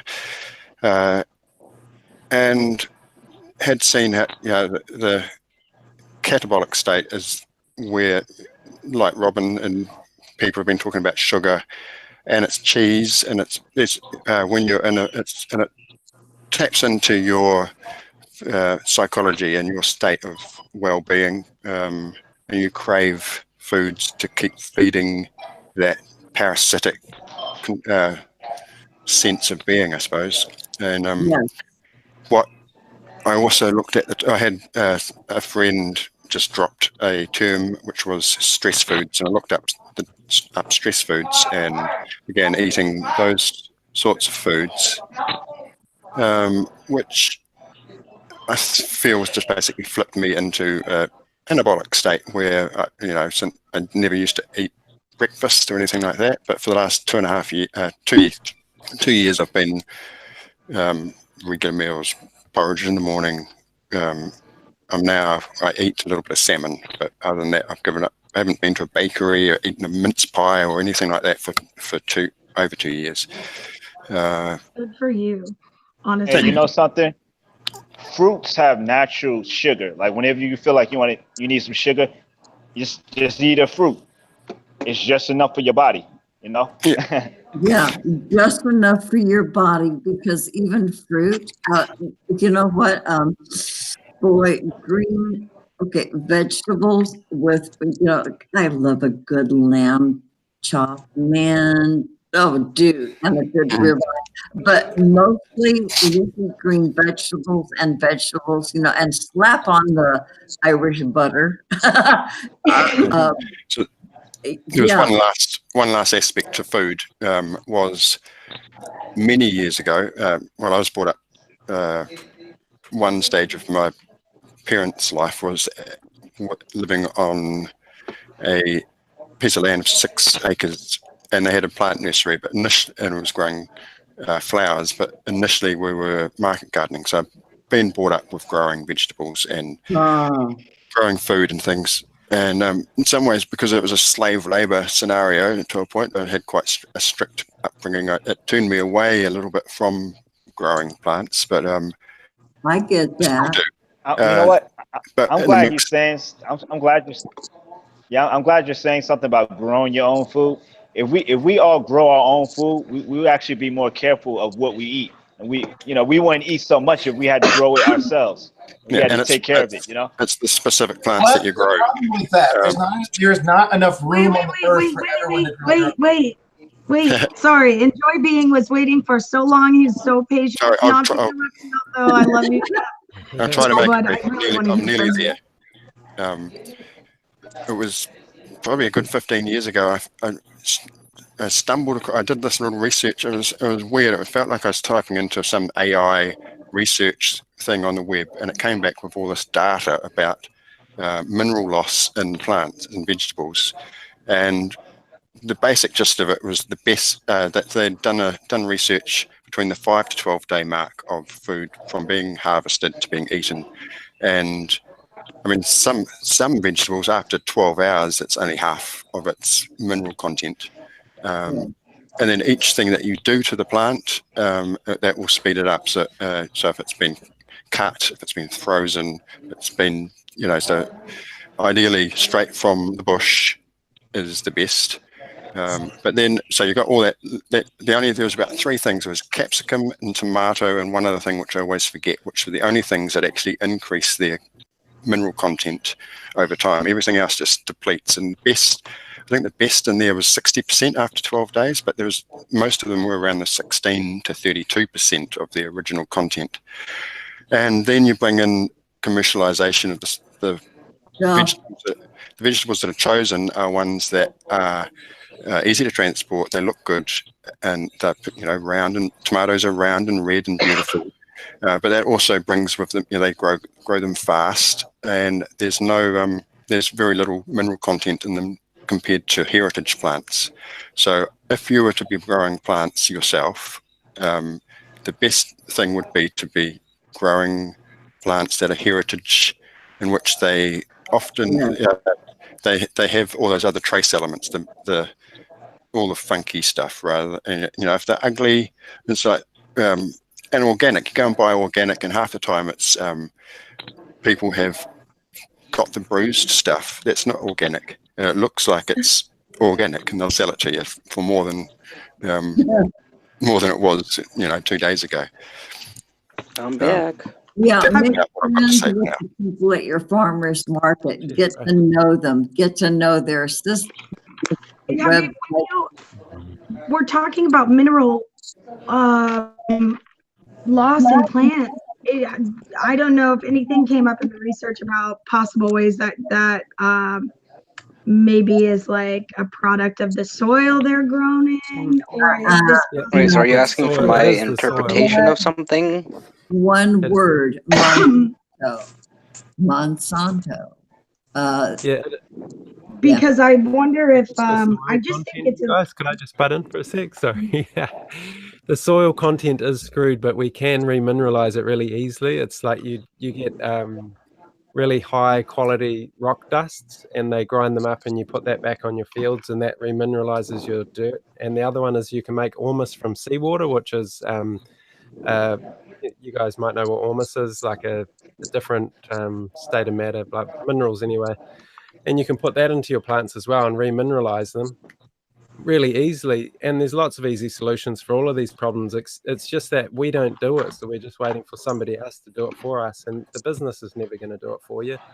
It will never do it for you. Well, and it's up to us really who can see that something's going wrong, right? Because I remember being an unconscious person and having opinions or ideas that were just very toxic, and from another's perspective could have been seen as hateful, right? I don't think people always have bad intentions. They may just not be aware of it. And I really want to thank I really want to thank you for sharing that, because I think it's, again, like, look at what a powerful reflection this world is for us of our state of being. When you were talking about how basically like they're growing the crops too fast, and that just reminded me of like, damn, we all grew up too fucking fast, like, and just some of the things even parallel into how we have kind of, I don't want to use such a violent term, but we've scraped the earth dry of its minerals, of its gems, of its beauty, and I think it's just a really powerful metaphor that even down to the food we eat shows us something about the current state we're in. Or we can live in the natural environment rather than like do it in our backyards. We can just go to the tropics or something. Sorry, and then it naturally grows on its own. You just go to where they naturally are. Right, but like, don't you live in New York? Yeah, that's where I am now. Right, and I live in a city as well, and I just don't think everybody has that luxury right now, unfortunately. Yeah, we don't have that. The dragon's gonna pop in real quick. Yeah, So, go ahead. There's one of these stones called, there's these stones called the Synergy 12 stones. They're the highest vibrational and considered the best for DNA activation and spiritual evolution. One of them is called Naturalite. what's really cool about natural light is that it actually purifies the air around it where it grows. Is this a commercial?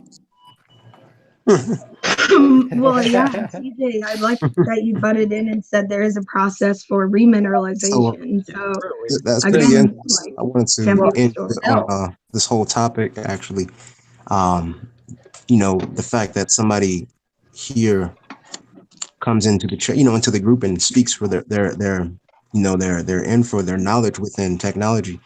Otho, you know, and then we have some of us that are spiritual, and then I don't really know what I'm calling myself yet, but the point is, there are things with technology and within ourselves, of course, it still exists, but there is things like pods. They're modular pods that actually act sort of like a greenhouse.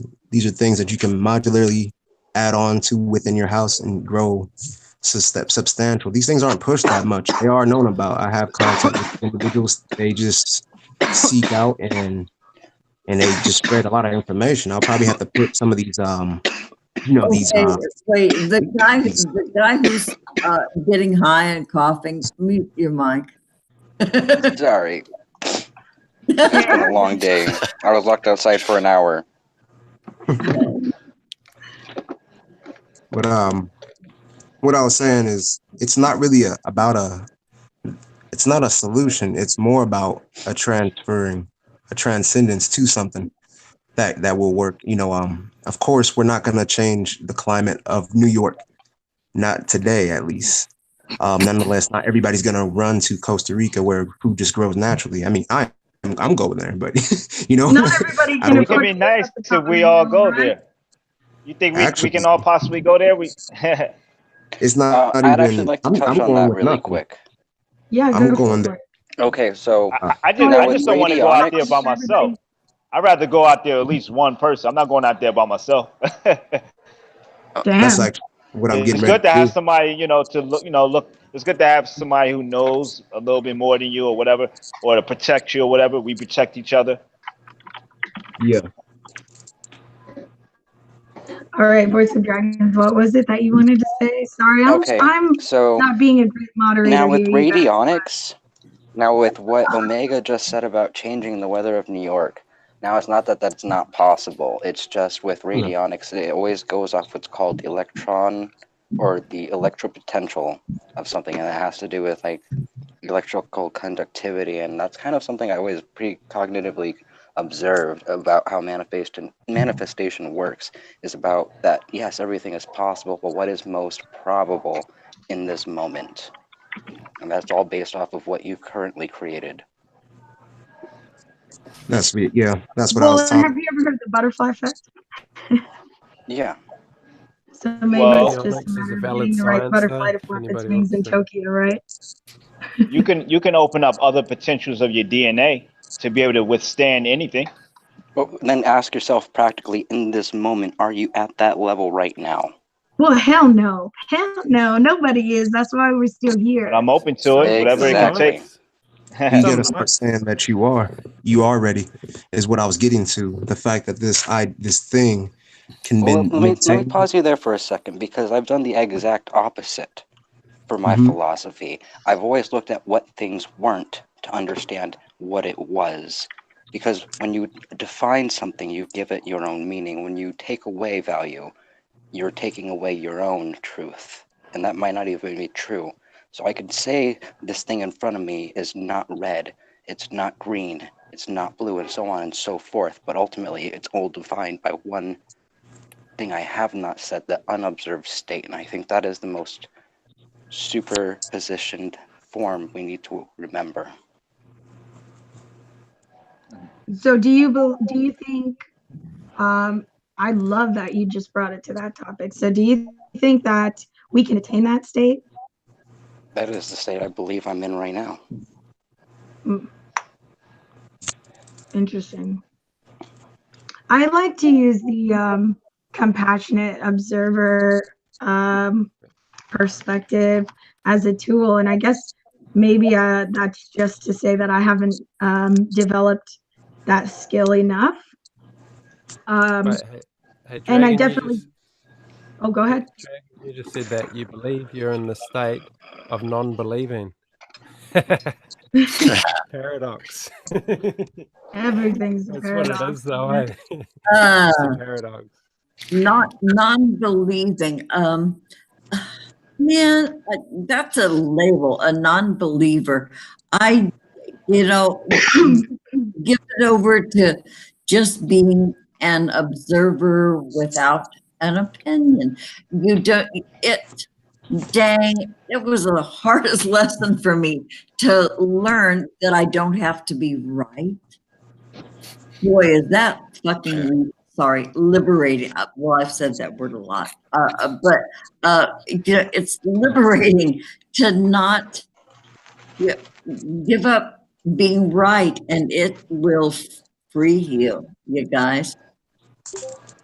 Right. I also think like non-believer or believer, right? If you break down the word believe, a lot of people like to focus on the word lie, right? But there's also the be and live, right? So before I lived, you know, I believed. Before I had the lived experience, I believed in something, and that led me to an experience where I came to know it. You know, I no longer had to believe it. So I definitely am not saying that I don't believe in the compassionate observer. I definitely do. I only can use it as a tool right now for myself to cultivate a healthier ego, I suppose, until that full transformation takes place to the egoless state. But I'm not ready to give up my. Yeah, you are such a sharp cookie. Okay, I'm butting in because I'm old.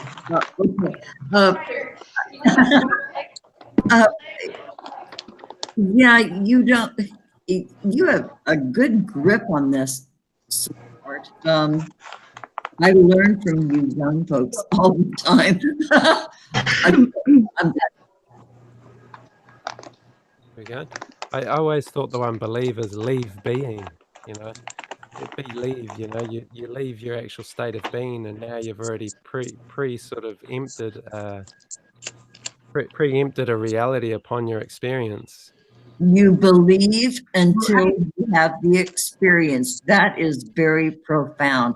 You believe until you have an experience, and then you adjust your view. Boy, or you don't, or you like, right? If you have an unhealthy belief or a limiting belief, you refuse the experience, and you continue, that pattern continues to occur in your life, right? And I agree with what CJ was saying, and I think it's interesting that it almost ties into what we were talking about at the beginning, how before we can even perceive something, we have to have it within our faculties, within our programming to recognize it, right? Yeah, that's the tough lesson, is the recognizing. That's a tough one.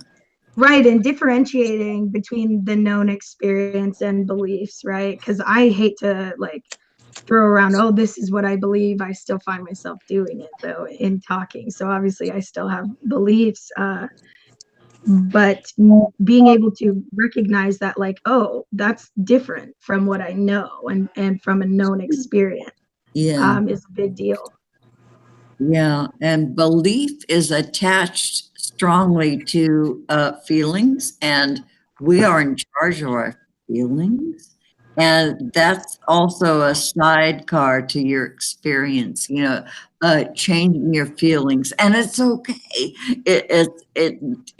Feelings don't define you. It's only what you're allowing yourself at the time. Okay, I'm done.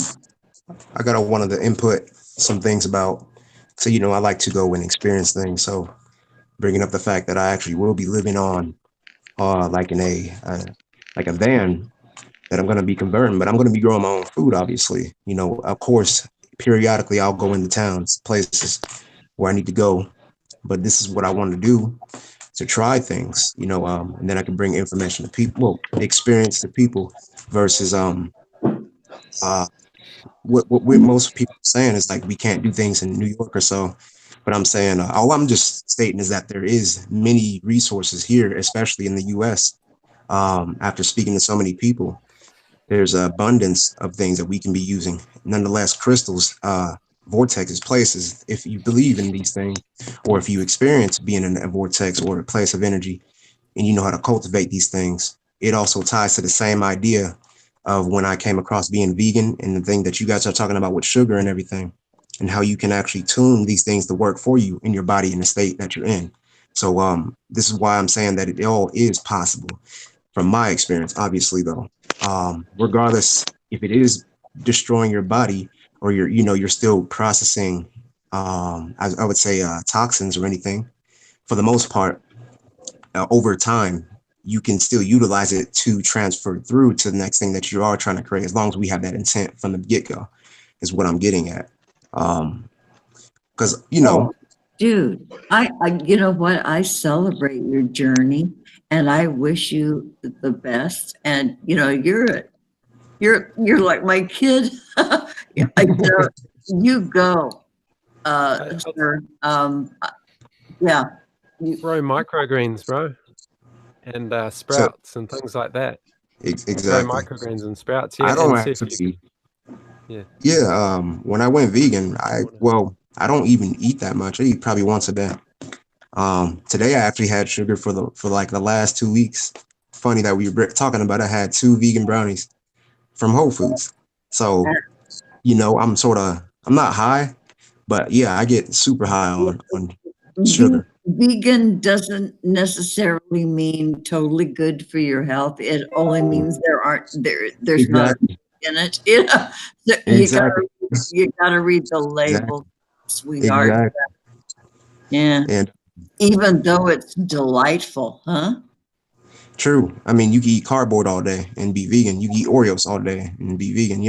I switched to actually just eat for energy. It's because it's just to support what I do. I'm always moving a lot. So I went for very simple things, and I don't eat that much, is what I'm saying. Is for people to actually grow their own stuff in correct space, it doesn't take much. There's no reason why anybody should be without, you know what I'm saying? The abundance that is already. Oh, you just hit on a brilliant point, good man. We are in a society of lack and of wanting. Why is that? We are in a society. Or a state of being of lack, I think, like, I guess from now on, I'm going to have to be more careful about when I say, well, we're in a society, because I consider you guys to be a part of the society I'm a part of. And I don't think that there's any lack of abundance. And yeah, like, it's just so strange that we've just contrived ourselves into this particular situation, and I hate to go back to it over and over again, but like, we are this recognition of the problem is the I don't know if firmament is the right word, but like, the foundation of transformation.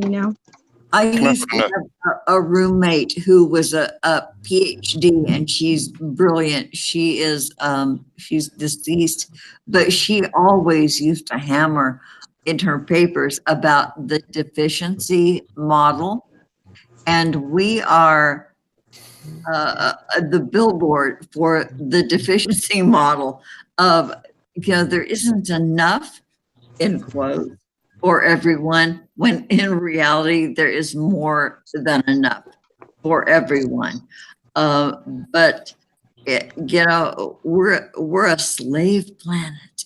Jesus Christ. Been a slave planet, right? It's. I put in the. Yes. Okay, CJ. No, you got it. Okay. Something that I've. How do I put it?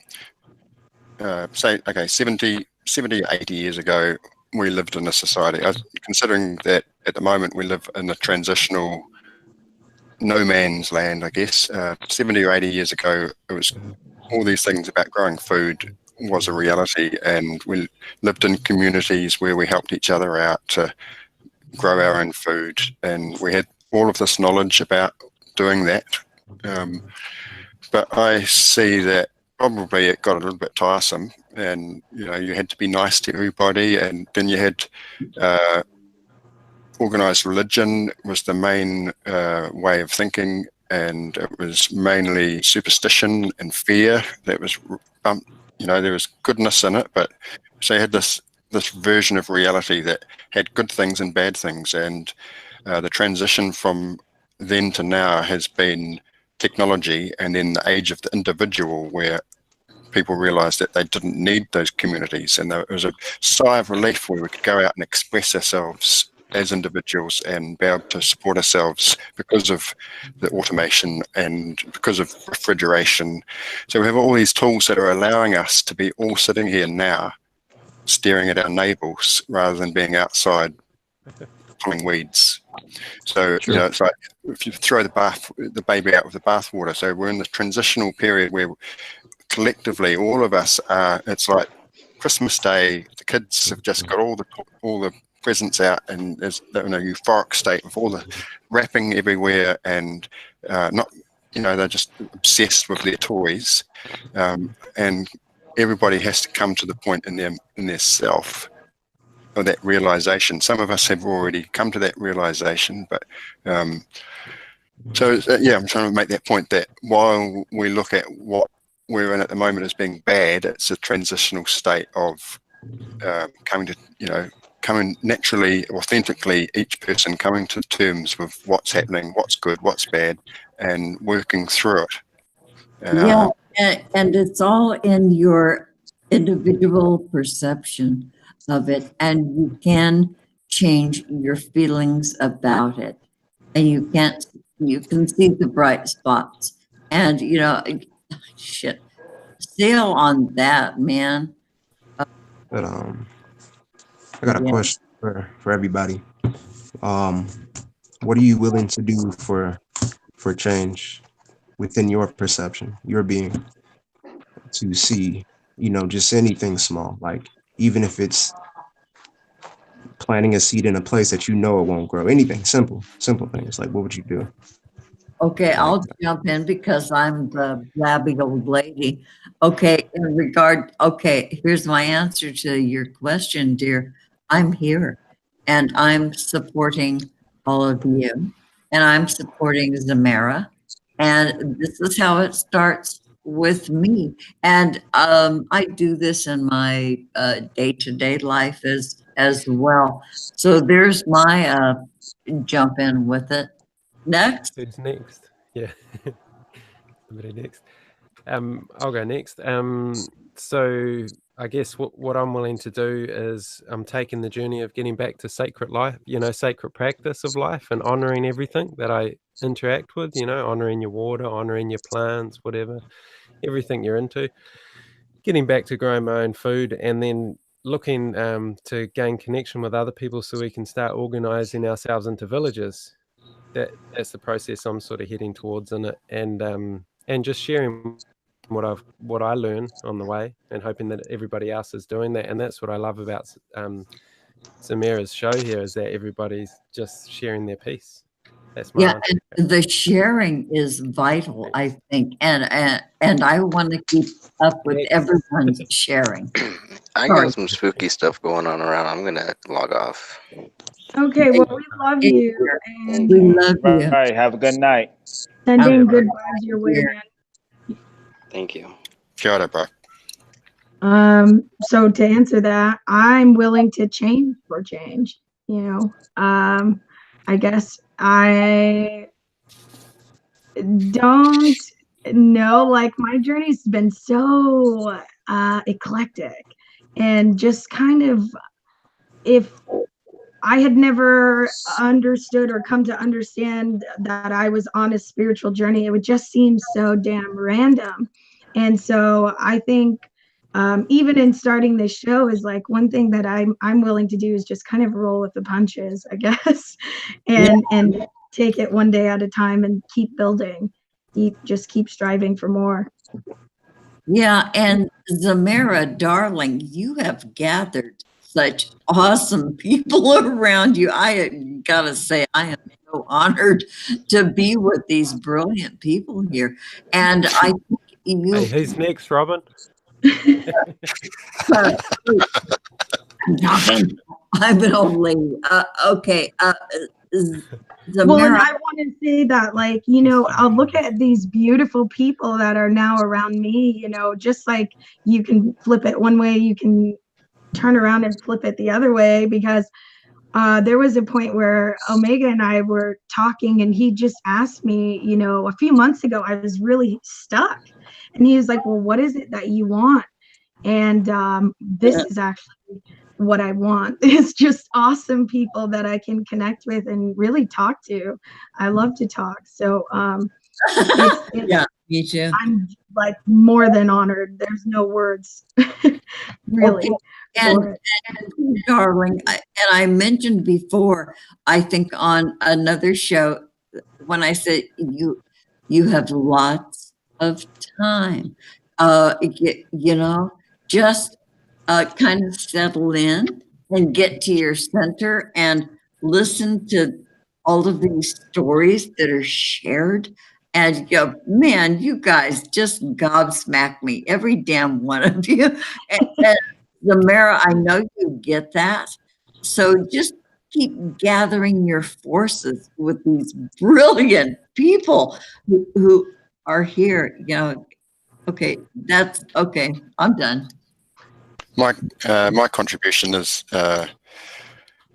similar to some of what's already been said. Essentially, I'm a visual artist, and trying to find my kind of way of putting across my way of looking at things. It's what avenue it is. I'm not necessarily the best speaker. I'm better at writing, I suppose. But what I found is in that drive and that sense of need to say something, you often can not, you sort of miss the points where you could have done something. And so many times I have found out that I've done something for someone without actually having planned it. That I listened to what was going on, or listened to the voice in my head to ring somebody, and it happened to be at the perfect time for them. And that I acknowledge that often it's not about what we're trying to do in our own ego. It's just following the path that's probably already there for us to, if you're in the moment, in your space, or in, I suppose we can sometimes get in the way of ourselves in doing what we should be doing, and that it's actually. I once sort of came up with a thought that we're not sometimes we're not actually the poets or the masterminds behind our own actions. That it's that is back to what was being discussed at the beginning about the collective, and that the will of the collective. If you don't do the will of what is required, somebody else will. And our expectations sometimes get in the way of what we want. It's good to have that sense of drive, but to actually formulate it too far ahead can sometimes make us, we'll actually go on a detour rather than, or we might be busy looking for a certain shaped door to go through when it's actually a different shape to what we're looking for, so we miss it. So my outlook is to try and be vigilant of those things, and listen to what's going on around me, and try and acknowledge and own my mistakes and learn from them. As an artist, making mistakes is usually what it's all about. My job is a scenic artist in the film industry, where I paint film sets, and that is often all about experimenting, make controlled mistakes, and being able to quantify what matters. And so we're all on an ongoing dialogue with our own things that go on in our head, our insecurities, our injuries. Yeah. Oh, So you know that you get these cheesy sayings like "know yourself" and "love yourself," and that there's actually a meaning to that, and it gets lost by you know becoming a meme and all that sort of thing. Thank you for sharing that. Yeah, and you said that you weren't a great speaker, and I just wanted to like chime in and be like, man, everything you say here, I appreciate greatly. So don't count yourself off too quickly. No, don't. And don't apologize ever for who you are or what you're saying. You know, even though you have this individual story, I related to it. I think we all did. You've got a beautiful perspective, bro, and it just takes practice sharing our perspectives, eh? And the more we do it, the more it gets, the easier it gets, eh? And yeah, so I think so. We're I mean, I think that's, to me, everything is art, and I could talk about art for ages. And I think I said this last time, that I found that, it's almost sort of what my screen name is. Enjoy. It's when you enjoy being, or when you're being in joy. When you are doing what you want to do, then you'll be pouring out your heart. You'll be vibrating at a level which other people can harmonize with or can relate to. And, yes, and even if one is different from us, it's not a threat. I embrace that because it's enriching for me, and it is my wish that everyone who might be watching, everyone in the world, I wish them acceptance of your fellows. This yourself, of your mistakes. Like, y'all have seen me, at least CJ, Omega, and Actualist have seen me freaking go off on people in chats about things. So, and I don't mean like not go off, like terribly, but don't. I hope too. I wanted to tag along and say, I really hope that things like this and getting into more of a community mindset for the collective will allow space for that acceptance, because I recognize a lot of people that we think are in power, that we think may not be privy to what is going on and what they're a part of, are just very afraid of admitting that they're a part of it. I just share a perspective. Yeah, of course. I just wanted to say, enjoy being. I think that's the only sustainable model that there is being in your joy space. When you're resonating in a space of joy, that's the only one that you can sustain for a lifetime, and lifetime, I guess.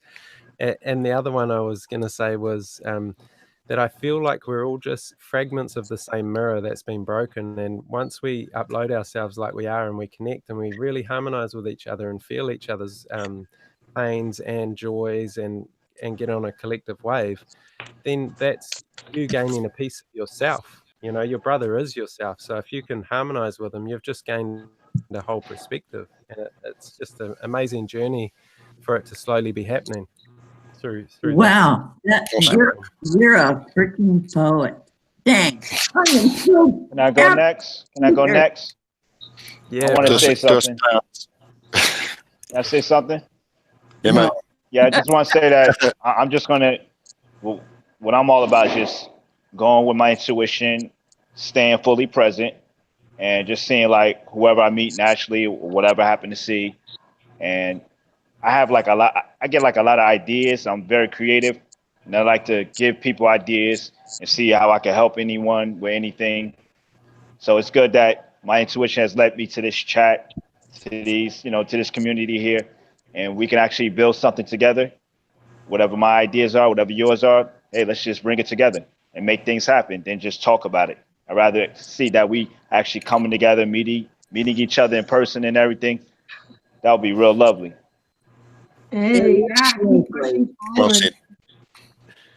Dang. Welcome. Potho, could we hear from you, brother? Well, about what?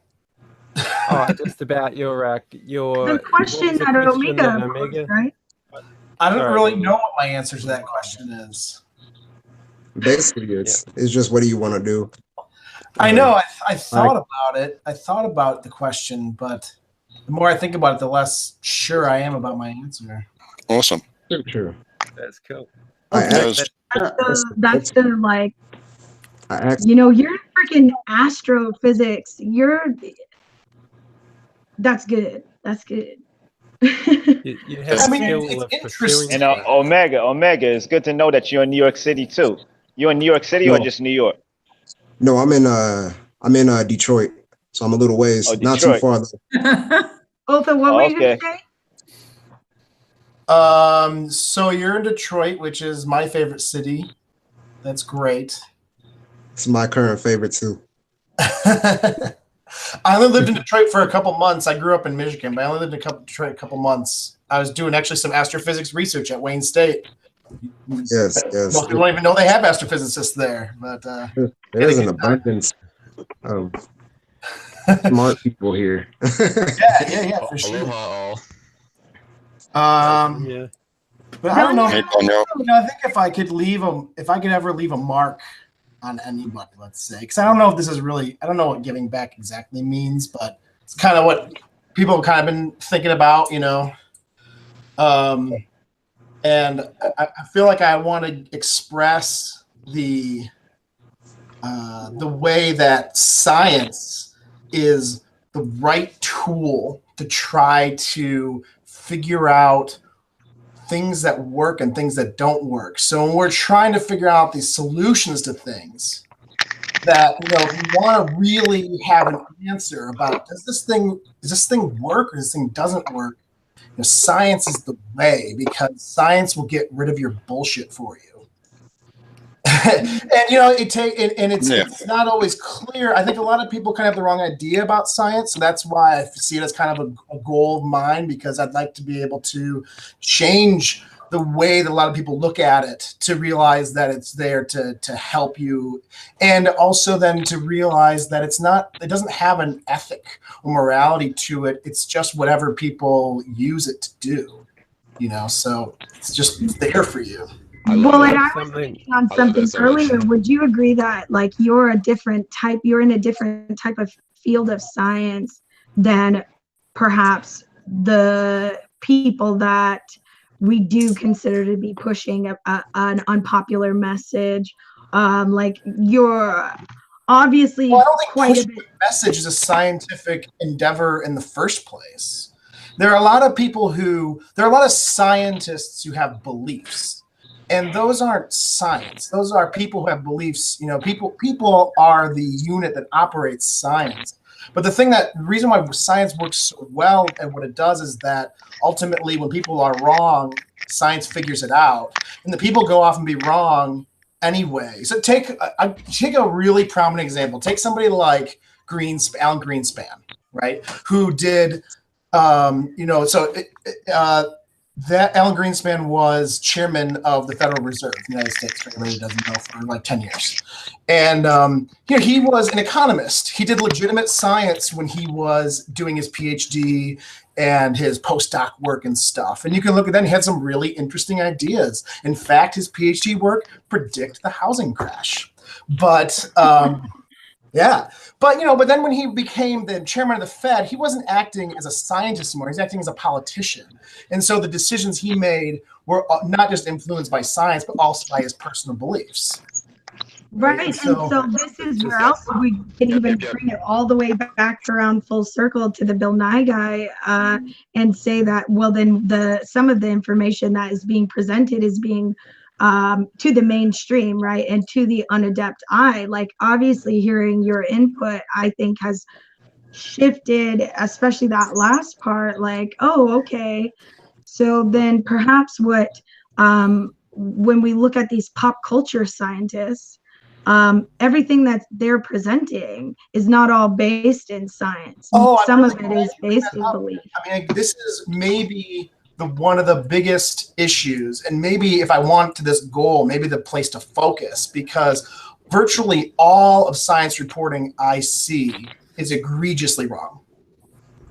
In the way that it represents the philosophy of science as well as the results. Boom. Could I ask the scientist the question? Yeah. I was wondering what happens if it works for you but doesn't work for somebody else. What if you can see something but somebody else can't see it? Well, then that would Nice question. necessitate. That's a great question, right? So that would necessitate then you or the field of science admitting that So it depends on how you're asking the question. Okay, so if you have a theory that says, oh, well, this thing always happens like this, and then somebody else makes a measurement that says, oh, well, I did this other thing, well, then your theory's wrong. And that happens all the time in science. And that's maybe the most important point about science. Absolutely. That's the thing, that one piece of evidence that contradicts the theory is enough. Whereas to make the theory confident, it requires the thousands of attempts to disprove it without being able to. So yeah, I didn't mean to make a complicated. I was trying to say ultimately that's exactly what you want to do. Is show that measurement that shows something's wrong. That's exactly what we want. I love what Otho is saying. Can I reflect on what you're saying, Otho? Is that okay? And this is not necessarily related, folks, but just to bring people in. Actualist, what's up? Who's talking? Yeah. I just want to say good night. I'm getting ready to go now. Oh shit! It was Sorry, nice having a lovely conversation with everybody. Turn it down, my bad. Actualist, big love, one love, my brother. Be well. All right, one love, yeah. See you, Actualist. Yeah. Thank you for your contribution. Oh, bye, Actualist. Sorry. Bye. We could talk again. Okay. All right. Absolutely. All right, take care, brother. Yeah, And quick, before you jump in, Gabe, also, Robin wanted to know if you're a Sagittarius or a Leo. I don't know. When's your birthday? May 30th. You're a Taurus? Is that what it is? They changed a couple of years, like 6 years ago, right? Oh, about 5,000 years ago, actually. Okay. But yeah, let's see, May. Yeah, you're like somewhere between a Gemini and a Cancer, actually. Okay. Gemini. Interesting. I'm guessing Cancer, just by Gemini. the feel of it. I'm an astrologer, but it could be Gemini. Oh, there we go. Bam. So yeah, the one thing I wanted to say was that I think it's really important in these conversations because it seems to me that there's a group interest. There's some shared values and shared group interests, and that's kind of where we're at. We need to bring things back to like the here and now. And there seems to be a shared interest of like, I don't know, maybe working things out within the community or like helpful, pragmatic ideas to bring health and wellness to everyone who's speaking here in the group and maybe the people that we love, right? So like those are just like common ideas. So when Otho talks about like science, for instance, right? So there's 9 billion people on the earth right now. There's about a billion and a half that are unaccounted for, and 7.5 that are accounted for, right? So there's 9 billion people. If we say science, and we're talking about like the natural science that Plato talks about, right? The science of quote unquote nature, figuring out like physics, not necessarily like the scientific method and things in the last couple hundred years, but just science in general, right? Like math. If we talk about that, there's probably a lot of scientists, and saying science is kind of like saying Africa. Like when people say, "Oh, I'm from Africa," like that's like a whole continent, right? Like people have this sort of weird idea about like melanated peoples of Africa. It's kind of this weird like inundated like issue. People don't talk about like countries in Africa. They talk of like the entire continent of Africa as like one giant country. People talk about science as like it's one giant damn country. Yeah. Like man, yeah. I really, like science is this being, this like, this like robot being in the sky. That's just like, oh man, fucking science. So and the same thing for like spirituality and so on and so forth. Right? So I really think it's important. And again, coming back to Bill Nye and the whole sort of concept of world peace, or just this, we all want sort of happiness for ourselves and others, right? If we want to bring things like pragmatic, we really need to get down to like the core, like Yes. like the, you know what I mean, like the truth of things. Like let's Yeah. try and take these like kind of complex, ubiquitous, kind of confusing ideas, and make sure that we're talking about something real. And that's what I wanted to say. Yes. On Otho's point. Thank you very much. Can I riff back? Very good. Can I talk? Can I Very talk? good. Yes. I raised my hand. Go. Can I say something? Go for it. Of course. Yeah. Okay.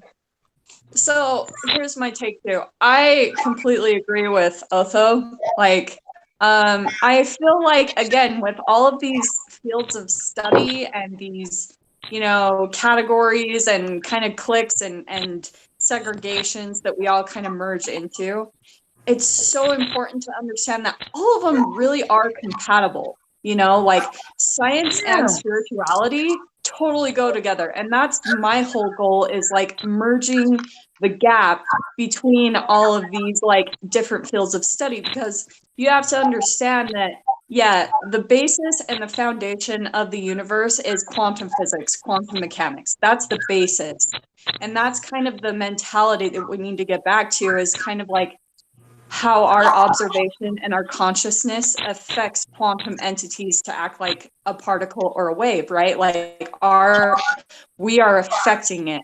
So, but it's still important to understand the science, the biology, the psychology that has created this reality. And so once you have that foundation of knowledge, then you can start maneuvering around to get down to the, does that make sense? You still have to understand how our current reality is set up with science. But the thing about scientists is, even what Otho was saying as well, their observation is affecting whatever they're observing. So that's why I always question, like, hey, if a scientist at a cancer cell under a microscope, who's to say how much their observation is affecting that cell and its ability to heal or not? Because their organism is going to be affecting it. So, wow. I mean, that's why, yeah, like that's totally the way my thinking goes, is you have to respect science and where it's come from, but also understand that everyone's observation is going to affect these quantum entities no matter what. Yeah, it all depends on the eyes you're looking from. Zamira, okay. I'm on the Starship Enterprise. No, wait, I'm serious. We have shut up. We have everything here. We have shut up. We have scientists. We have woo-woo people. We have probably a chaplain. We have an academic. God, I am so pleased to be here on your spaceship, Zamira. It's not just mine. And that's something that I wasn't planning on talking on, but that I do want to make very clear, is that I do see other attempts, right, to create community in this digital space, especially in the realm of spirituality and metaphysics. And so far, what I've seen has been really just disappointing from my own experience, right? And I want to make it just very clear to everybody that, like, this is like our spaceship. You know what I mean? I'm not coming from a place of and I'm kind of speaking on a recent jaded experience. I'm really have good intentions and really believe in all of you. And, you know, it's the feeling so mutual. I can't even describe it. A lot of people that start communities like this end up lifting themselves on such a pedestal. And end up not even, I don't know, but I'm just happy that I'm able to be a part of this, and I hope it's something different I love you, than Zamara. what we have seen. Oh, What'd you say? yeah. I love you. Oh, I love you more. Okay, well, yeah, kumbaya, everybody. But Yeah. and Zamara, this is my mind is blown. I don't. I'm as mystified as you are about these events that happen on your new channel. But man, I am so pleased to be part of this shit. Dang, I don't know where it's going either. Just But think about where it's going. Like every one of us that's talked has our own, like we're talking about specialization and community. And it's like each one of you, like I can just see that, like, I don't quite know how to explain it. It's just an intuition, an inherent knowing that, like, holy fuck, you guys have no idea, like, what message, like how valuable the messages are that you all have, that we all have for the world. And I'm just so excited to keep pushing and eventually see where it goes, but I like that for now there's no structure or anything, it doesn't matter. This is free form. I'm loving this. And pretty soon down the line, maybe there will be a focus or two. But right now, this is like the Wild West, and I'm enjoying the hell out of it. The Wild West. Well, and I also wanted to encourage all of you to set up your own channel and start this kind of dynamic, because that is really the idea for to start using social media and digital communications for the positive. Because holy shit, imagine if each one of us started a channel. Tweet things. If you're on Twitter, tweet things to your friends. Start your own thought process. Even in your own community, you don't even have to be part of this. Do good. Be the steward you are with your life you've been given. I celebrate all you guys. Damn. So, can I speak a little bit about the topic? No. I don't know. It's the Sorry. call. The topic of the call. Yeah, go for it. Of course, Dave. Because I've been listening kind of off and on. I've kind of been looking for a job, and I was doing an astrology reading and some other stuff. I was at the library like Robin.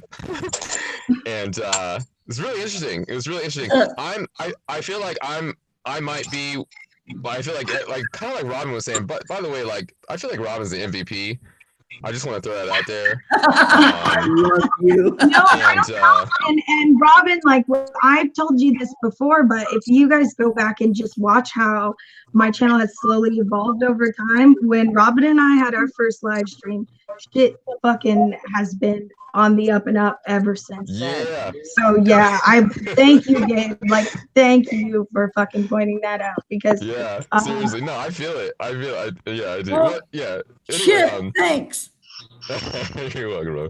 No, so I feel like we're all kind of unique, just like Ryan was saying, and we all kind of have our own thing. I'm a network engineer. At least that's my previous life. I'm kind of I feel like I'm probably the only hacker here. No. Oh no, are you? Did I hear that? I was okay. For computer information systems and information systems. That's where we connect. Okay, that's where we connect. All right, so me and Zamara are both hackers here, so we understand the hacker space. That's what I can't say. I hacked the Matrix. Oh, Omega's a hacker too. Okay, sweet. So my specialty is network systems, right? So I know things like what an actual matrix is. I did a lot of matrix calculations, and solve for C, and different things of this nature. I know different types of networks. There's star networks and box networks, and octagon networks and so on and so forth. Peer-to-peer Right? So there's different, networks. right, peer-to-peer networks. There's all different kind of networks, all different kind of theories, and they work depending on what the goal is. And so I feel like the topic of the conversation is like this kind of bridging the gap between. I think I saw technology. Did I say, was it science? No, I think it was science. So bridging the gap between science and spirituality. And so like I feel like I'm kind of like pseudoscience. Like I'm definitely science in the fact that I know a lot about electricity, and I know about what we've currently done with electricity and how we've packaged it in the ethers, in the air, different ways that we use it, and how it affects our life. I'm very familiar with that because that's what I've been in. And you know, I'm like an amateur molecular physicist, and I'm definitely like a really good biologist because I studied health for a long time. That's really, I'm not like a scientist. I'm like an amateur scientist. I feel like the only real scientist here is Otho. So I can only speak. Shit. Yeah, like so, right? So like I can only speak as like I don't know, some kind of Would you intermediary fucking like stop being. excusing yourself? Would you get on with it, for Christ's sake? Sorry. Oh, I mean, sure.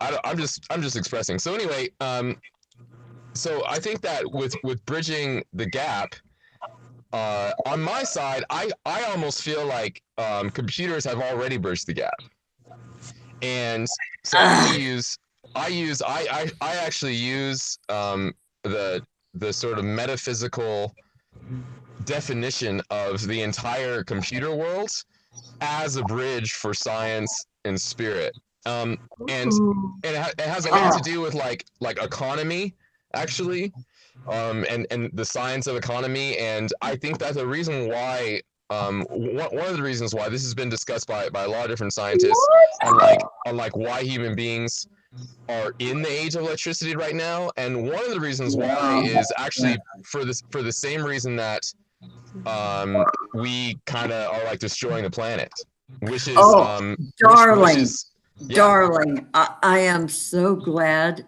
to be an old woman because this scares the fuck out of me. What? Robin, wait. So I want to talk about this and bring like light into that fear, right? Because like I've really actually studied this subject. I have a family of dreamers, and I have a family of like science, like practical workers. So I like you know what I mean. So I kind of already have like both on my side. So the thing is the mindset of the Marxists is in the mindset of the West as we've come to know it, is an economic mindset. It's a mindset of what a have is and what a have not is, and what resources are, right? And how do you define and how do you perceive resources, and how do you perceive like physical reality, and the fact that all sentient beings in physical reality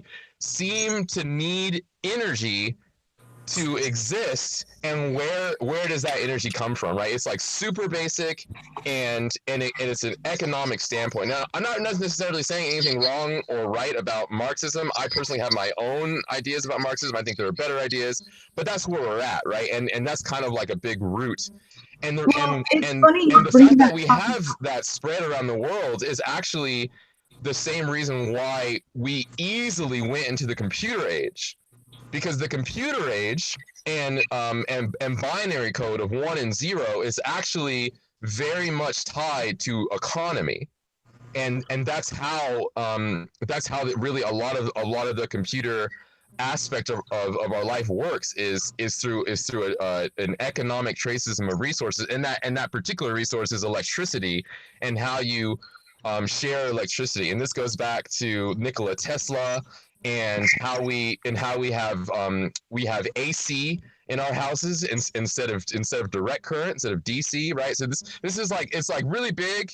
I'm kind of going broad here, but essentially what I'm trying to say is like a lot of this is connected to the human spirit and how we live in communities and so on and so forth. Well, I have more to say, but I'll break down. like, sorry. Before you go, Robin, sorry, I thought it was so interesting you brought up Marxism. My friend and I were trying an exercise. They have like free ebooks on YouTube, and we were doing this thing where I picked a random one for him, and he picked a random one for me, and the one he picked for me was actually an old pamphlet by Karl Marx. And a lot of the notes that I took that night were the realization that you can't get out of something, or you can't transcend something being in opposition to it. You know, and because I'm listening to all this information about Marxism, and it's so clearly like breaking it the fuck down, like everything that is wrong with capitalism, yet it didn't catch on. And I think that's because anytime you attempt to transcend something, if you create that transcendence in opposition to something else, you're always increasing that conflict. You know what I mean? Transcendence is not found through moving towards something like you love it or moving away from it like you hate it. You can't find transcendence in either of those two directions.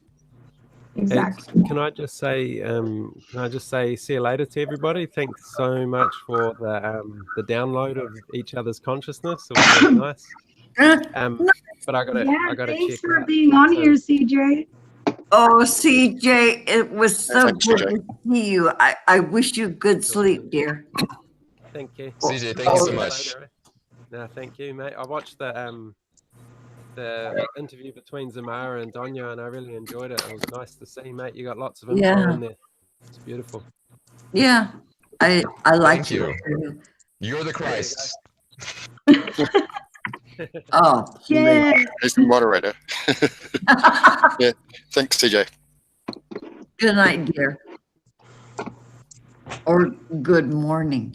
So going back to this connection, right? Because I really want to focus on topic because I like this topic, and I think that there are ways that we can dream into the connection, and I think that people are doing it. I feel like it's already there, and we need like bring more of that energy like into manifest words at the very least, and then like maybe start thinking about it going forward, right? So like number one is, so the computer world is already tied to the economic world. And the economic world is like this very large system that has spread across most of the world now, and it is all about like how human beings can work together to survive and live, right?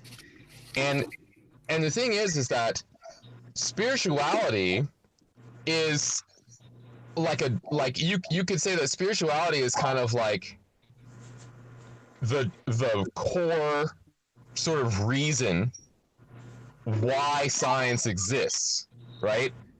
From the very beginning of our birth, we're kind of like brought the question, I'm going to die, right? I don't know about you, but like I think I realized that at like 3 or 4, and I was like, oh, that's an interesting fact, right? And like it's a big deal, like and we all have to deal with it, and I feel like that fact and that drive leads us to figure out like what the fuck is going on, who am I, where am I, what is this? Yeah.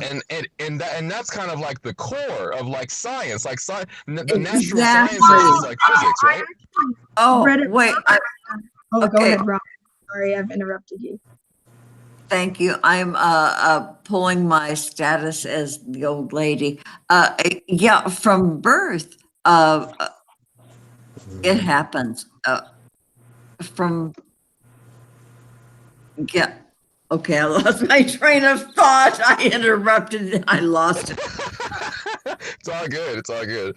So, I mean, basically, like, we have to deal with that fact, and like that's where the natural sciences come from, right? So like, okay, bam, science already has a connection to spirituality there, right? Because really, I feel like the quote unquote the spirit, or really we could call it like the unknown, the transcendent, the something beyond everything we know, right? And science is almost like this pursuit, like how can we know everything? And the science would say, yes, given time, we can know everything. Like that's actually like a scientific creed in all the hearts of scientists. As a scientist, I actually understand this. I have that too. Like I really believe that we can know everything, right? Even though, like in a non-dualistic sense, we can't know everything, But Yeah. that's besides the point, right? So it's like that's one aspect. Now the computers have dove into this because obviously all of you have heard about like artificial intelligence, right? You've heard about artificial intelligence. You've seen movies, right? You see, AI, and like, right? There's all these like theories about AI. I guarantee you that like most people who talk about artificial intelligence don't actually understand artificial intelligence. Oh boy, man, your energy is wearing me out in a good way. Darling, okay, I'm gonna make a guess. Are you 29 years old or 36? Tell me. 30. I'm 34. So the second part, yeah. And I'm a Leo, so I got a lot of fire. I'm trying to turn it down, but right now, like I'm kind of hot, so I apologize. Man, I guessed that. I guessed that in the chat. Bless your heart, man. You could be my grandkid. I love you. You're wearing me out. But I adore you. Okay. All right, Mama. Yeah, that's great. I wish you rejuvenation and all the energy you need to be in love and laugh. Yeah. I'm getting it from you, dear. I have kids like you. Oh, carry on. Sweet. Yeah, thank you. No, that's very sweet. Thank you, Robin. Like I said, Robin's MVP. So AI is this kind of amorphic idea, like could robots have the same human intelligence? Okay, so we have science, we have spirit, and like the kind of harsh facts about this life, about suffering and so on and so forth.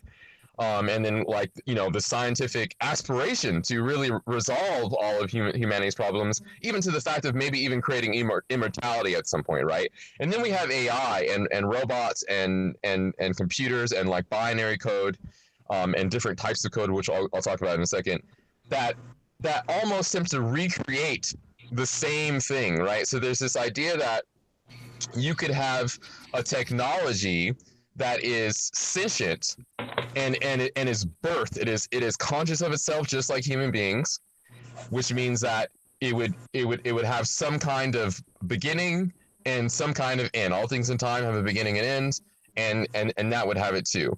So I feel like in the just to wrap it up, in the whole computer scheme, what it seems that the futurists and the AIists and like the spiritual technologists, which I would consider myself part of, have come to in 2018 and like beyond, is this idea that spirit is connected to, but not necessarily dependent on, carbon-based life forms. No shit. And intelligence, right? Intelligence, we're talking about AI. Intelligence does not necessarily denote the spiritual, the conscious, the transcendence, right? So intelligence is not actually at all. Right, exactly, right? So we've kind of come to this fact, like maybe before people thought, oh, I think and therefore I am, right? Before we thought, oh, okay, we're smarter than animals, we're the best, blah blah blah. But now we kind of know, like, no, really, intelligence is really just a part of the whole game, right? It's just a part of the dream. It's just a part of the physics and so on and so forth. But what is beyond what the connection to spirit is that spirit seems to use this physics as an embodiment, and that's actually where technology has like, but like that's the conclusion of technology, is that I could potentially make an artificial intelligence and it could actually be alive, and this has been theorized and proven. Well, we could technically be an artificial intelligence that is alive, right? Exactly. Even think about the undeveloped or uncultivated ego and how it runs as a like an amalgam of its learned environment. And it's really easy, at least for me. Like, I've said this, like, I think at least 3 times. I don't know if it's to different people or on here, but when I look back at conversations I had when I was 15, 16, 17, the only thing I can think is, who the fuck was that? And so in this way, I think we may fear, or maybe again projecting our fear onto what we don't want to admit about ourselves, which is that every time a human is born, the same fear that you have of AI can be, you know what I mean, or rehashed. And there was another thing that I wanted to touch on. I even got a book out so I could make sure I was getting it right, and it's by Alan Watts, and it's called The Supreme Identity. And in the beginning of the book, he really talks about how you have religion, science, and philosophy in modern culture. And while science can tell us that something is happening, right? Science can explain like the actual phenomena that we are experiencing, but it can't tell us for what purpose it's happening. You know what I mean? And that's where I think a lot of us have searched in religion, and to even go about, he says in here, like, to even go about questioning what your purpose is for, you have to begin to philosophize, or I don't know how to say it. Anyway, that's all right. But that at the end of the day, especially when you tie it into economics, you know, economics at its base is really, how do we determine what we should do here, and what's the best use of our time? Right. And so I think we are like, why spirituality seems to be the thing that is like leading up to our evolution, perhaps, and science right along with it, because for the first time we might be able to know what is going on and what reason it's happening for. Exactly. If we keep pushing. All right, well, let me ask you guys a question about this, because okay, so most of the answers in science are I don't know, right? Because we're still figuring things out. Right.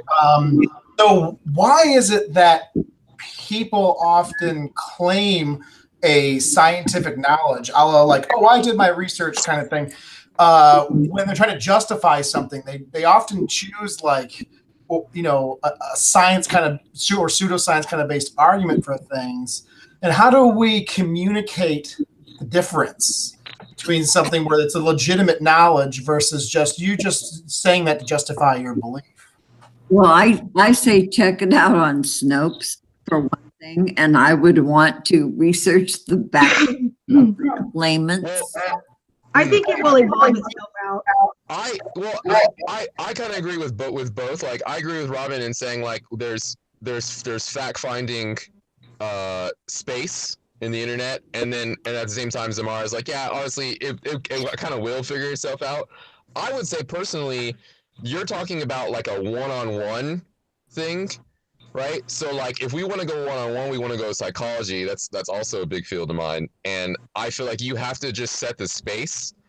If you're talking about internet forums, I'm not going to go there. That's too broad of a topic. If you're talking about one-on-one, what you need to do is just set the tone of the conversation and say, listen, I want to talk about facts.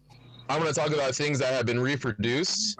I want to talk about things. I think he's touching on a really actually like very specific cultural phenomena that's happening really prevalently in the spiritual community. And I can give you a great example of this. You're responsible for everything that happens to you. There are many new age gurus, right, who will say this, and there is a truth underlying that, right? You're responsible for everything that comes into your experience and how you react to it. And that boils down into the power of choice. It's the choice we make. Well, and you also have to understand that maybe some of these people spouting this off, like there is a truth within what they're saying, but maybe they haven't really experienced it yet. So it's coming across to us as pseudoscience, or like it's really just them pushing a belief, possibly to will something into their experience, you know? Yeah, you're answering Otho's first question, which is like, why? Like, why do people lie, or why do people use tools such as pseudoscience to like prove a truth and so on and so forth? I think that's great. And I kind of feel like I want to focus on his second question, which is like, what do we do to actually have like truthful conversations? Is that right, Otho? Is that that I'm getting that right? Yeah, I think that's well characterized.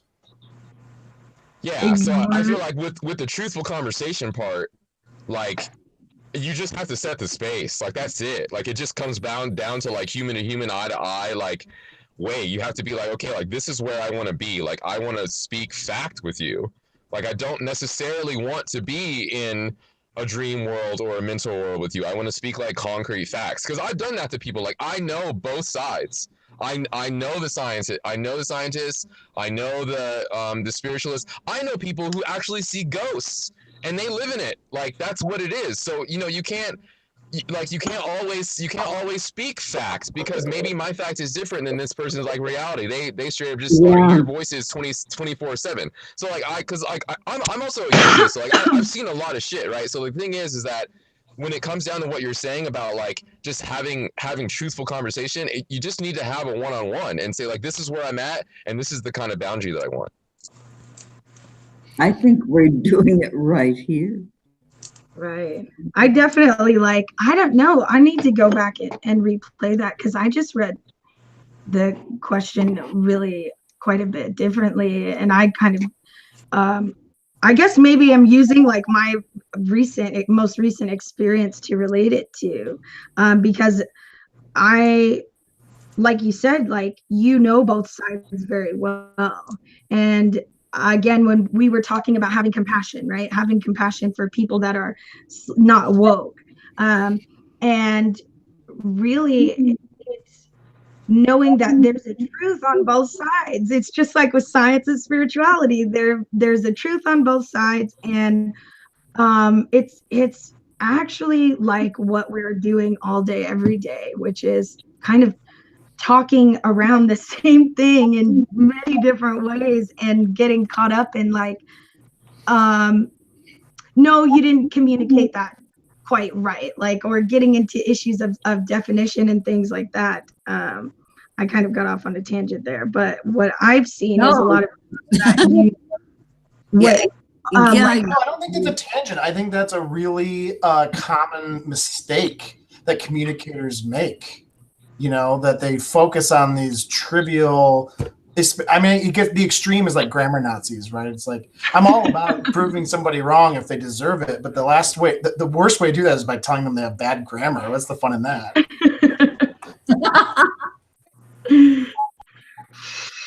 But really, of course, the point is it doesn't get the point across either. All you're doing is fighting at that point. You're not growing. Okay. Right. Well, and I just had another friend tell me, like, she's like, oh, I don't like all this pseudoscience that I see in the New Age community. And it's like, well, take everything with a grain of salt, but don't let that stop you from looking into something more, because somebody may like post something very superficially, but somebody else may actually have the lived experience of that. And in that sense, it may not be pseudoscience, Right. And also I think Otho's question and what we're talking about now is another segue to the topic, which is like creating a bridge, right? And I feel like communication is definitely the tool to use to create bridges. You got to find common ground. Like if a person's like super woo woo and they're like, no, dude, like, I talked to angels my whole life. I don't know what you're talking about. 5D is real, blah, blah, blah. Aliens, dragons, like all of it, right? They're just in it. And they're talking to someone who like has 2 kids, been like working as a carpenter the whole life, blah, blah. You know what I mean? Never had a paranormal experience. Never had a paranormal experience. Like, or even just like a hardcore like scientist who's like, they just know physics like in and out. They're like, nah, none of that shit's real. Like, I actually know what I'm talking about. You're dumb. You got to find common grounds. Like, you really do. Right. And well, the language is going to be where that's at. Common ground, but to understand that like there are paranormal experiences, right? Quantum physics gives us a little bit of an idea of that, like actually like there are concrete paranormal weird freaky shit you can't explain that happens. And as somebody who identifies, like, oh gosh, I'm really about to stick a stake in my own heart here, this whole star seed concept, right? But I don't get too caught up on that.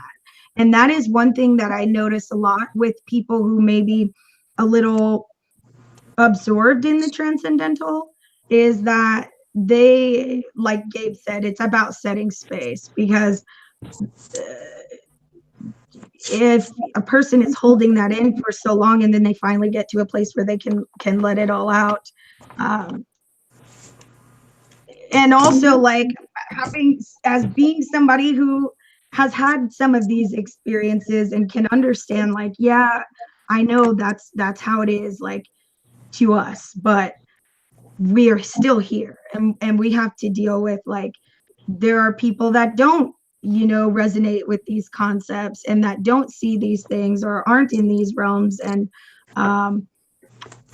they just can't see, like, they're the one at the deficit, not you, and going from there, I guess. Okay, I want to jump in. I was typing something to you. I need to go, you guys. It's late here where I am, and I got to get up to go to work in the morning. So I love you all, my darlings. Oh, and Zamara, this I love you. So awesome. Holy crap. Boy, tribute to you all. Dang. I want to tribute to you as well, Robin. Love you. Thank you. Be well. So pleased to be here. Good night, darlings. Good night. Have sweet dreams. Good to talk to you again, Robin. See you soon. You too. See you soon. Bye. See ya. And on a similar note, we're getting that at that 15-minute mark. So, like, over the next 15 minutes, because it's almost 9 o'clock where I'm at. I definitely agree in communication, and I was saying in chat about the science gap. I'm really glad that people like Otho and what was her name, Josslyn was here, and of course Donio in this conversation, and the way that was leading towards that little division, because I do see that science and woo-woo or spirituality, or it's a quantum thing. It's like all of the, as soon as you decide on something being a thing, then you're creating your anchor point in the ground. And sorry, I'm digressing.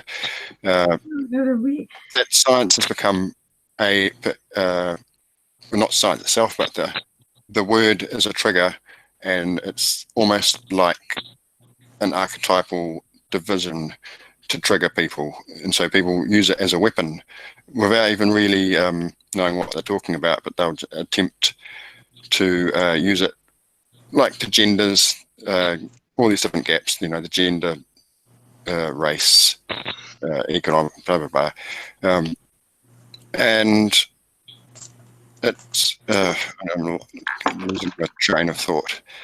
Well, and it even comes down to, I will speak on that end to say that a lot of people like to not project their, and I don't want to generalize. So, like, what I know from my experience of paranormality, right, is that anytime I felt that there was another presence or an entity or like a demon or something around me, like, sooner or later, and this last realization I had was really powerful. And, like, I want to say there was the experience, and then 3 years of me kind of being like, well, what the fuck was that? And I have just recently come to figure out that it's a natural, like, inclination of being in this dimension to dualize things and to see things in a polarized way. And I even earlier today was breaking down the word Satan in Hebrew, which literally it just means the opposed, or the dualist, right? The one who is always looking for that contrast, right? And I can identify with that, or I can identify with parts of my being that still have those inclinations or that inclination to think in a dualistic way.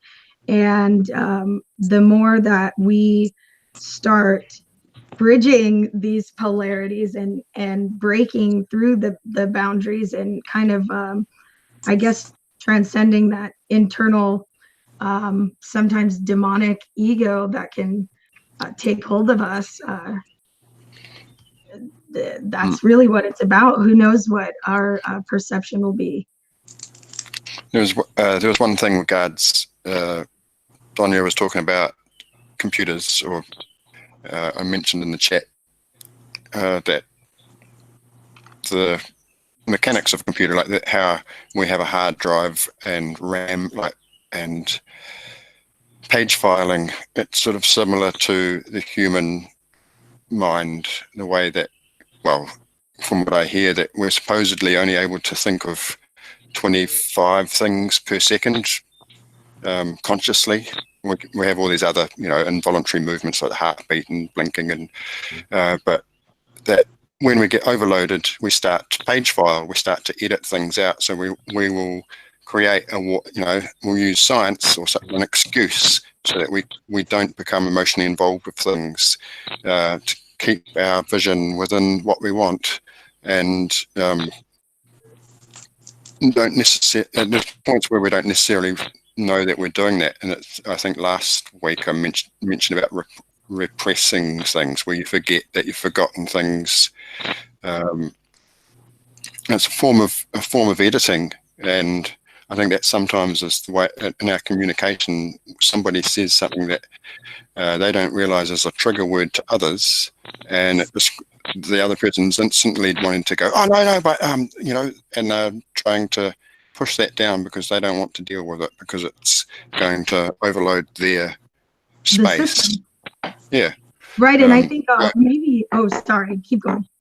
Oh yeah. So there's just that computer science has actually allowed us to. It's given us tools and language to actually understand the concept of how that happens. I've been able to describe what I just have by using the workings of a computer in basic form to try and get some form of understanding between people of how that works. And I think that yesterday's interview that I watched was sort of touching on things that I have understood for a while too, that if you think into something long enough, you will see, even somebody that trespasses against you, there will be, in their thinking, there will be a valid, perhaps, of course there's always unnecessary things, but there will be a reason as to why they came to that point. So you can let go of stuff and give people a break, because maybe they chose the wrong word and you're reacting to it, or maybe there will be a way for them to express the reason behind why they said what they did, and it was maybe perhaps a mistake. But in the meantime, there's so many things that are like that are just small things that actually break down a whole discussion because of a trigger. And if we leave space for things to let things be to a point, is allowing the conversation to flow. I'm starting to digress and lose my train of thought, so I'll stop there. No, I think you were going on perfectly, and every point you were hitting was it's just so awesome to be able to talk to such intelligent and insightful people, because I was thinking along the lines of what you were saying about computers being a reflection of us, right? And how when we don't want to deal with something, we'll just kind of, like you said, page filing it, we'll edit it out. And perhaps that is the fear with AI, right? Is that perhaps we'll create something it almost is higher conscious than we are, has a better ability to reflect and modulate its behavior so that it doesn't, destroy, so they don't destroy themselves or the environment. And maybe that might cause us to have to change and to come to some uncomfortable realizations in that. So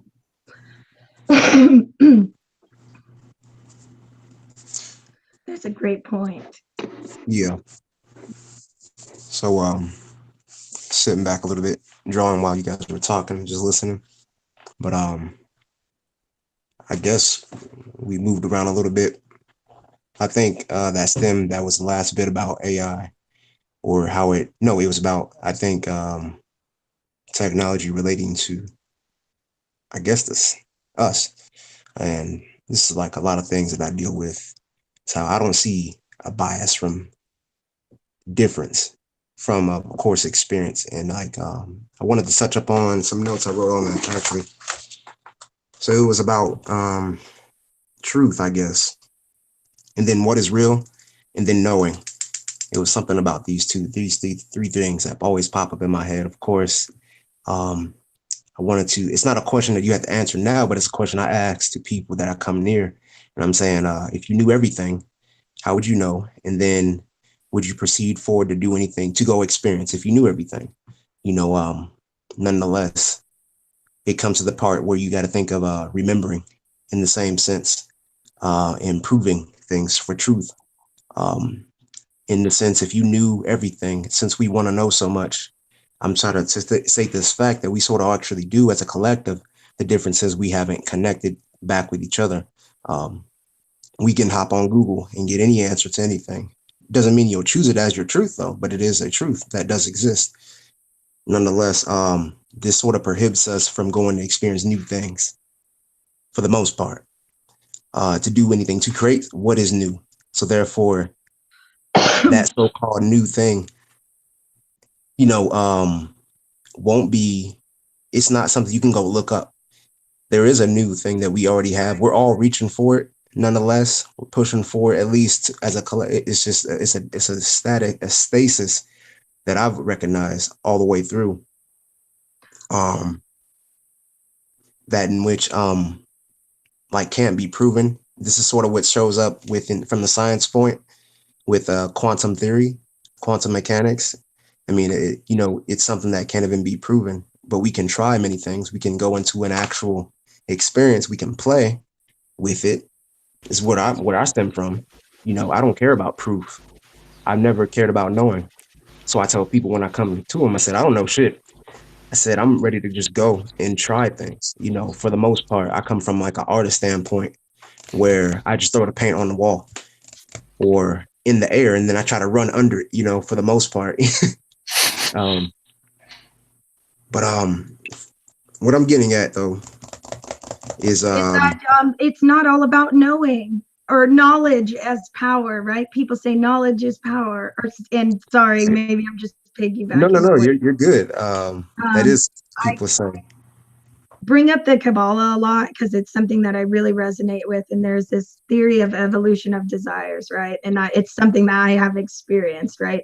And it talks about how there's the desire for survival, desire for wealth, desire for power, desire for knowledge, and then there's something magical happens, right? And so I think that stagnation you're feeling is perhaps from somebody who's also felt this kind of like fifth desire. And so they say every time there's a desire, there's like a kli, there's a vessel to receive it, and it becomes filled and you move on to the next desire. And so it's just like a lot of times we have to step back when we're in online communities, especially of a spiritual nature, and go into the application more, I would say.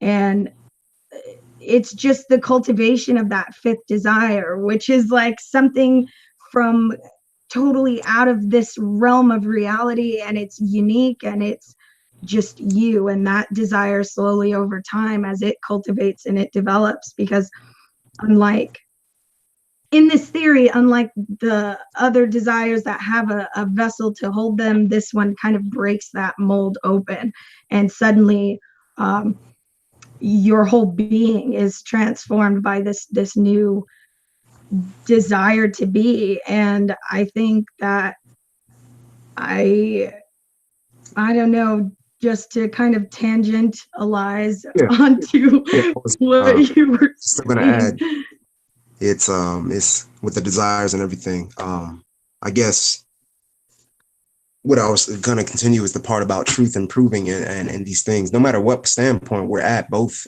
ends, whatever depiction, spiritual, metaphysical, scientific, quantum theories, all this shit, there's still, to me, it's all the same shit. And we're still not really operating.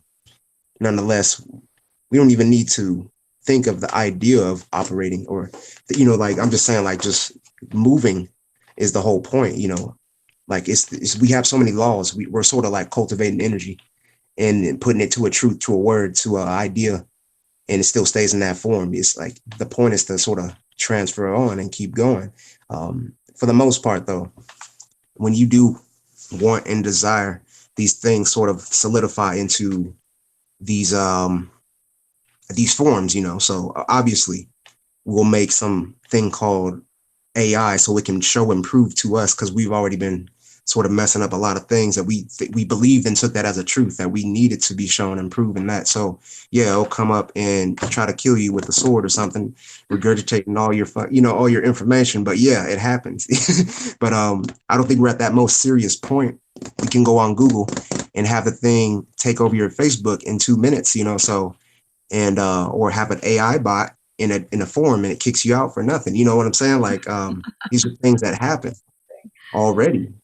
And they're really basic synapse, just things that we can already see and feel, that we sort of feel our energy into. But what I'm actually even getting at is this question is, it's like, because I like to look for the point that we move to something. In a sense, I'm asking myself every day, I know my ultimate question. I know my ultimate answer for myself, but there's still parts in between. What am I doing? And why do I even, like for me every day, I got to find like intent for caring, enough, like keeping myself interested. Of course, I can do my own things for myself, but I still don't know the connection. When I connect with so many people, I have such a genuine outlook to see what people are doing, because I know what my ultimate goal is to play ultimately with everything. And there's no depiction on if it's this way or that way. It's always, so that's all that matters, to me. But I don't think it's going to require much of other people to actually want to connect on that level, or all levels for that matter. Somebody in the live chat said, "Wow." Thank you. Whoever that was. Key Mars.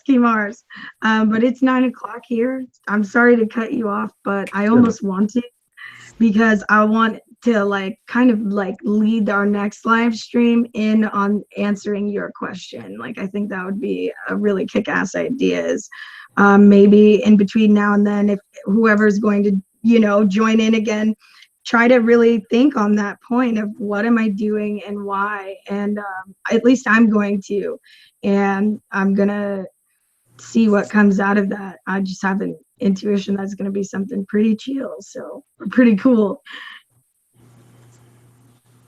I was just watching the Actualist walking around doing a live stream in the subway, and I was sort of hoping that he was blasting a Bluetooth speaker at the same time.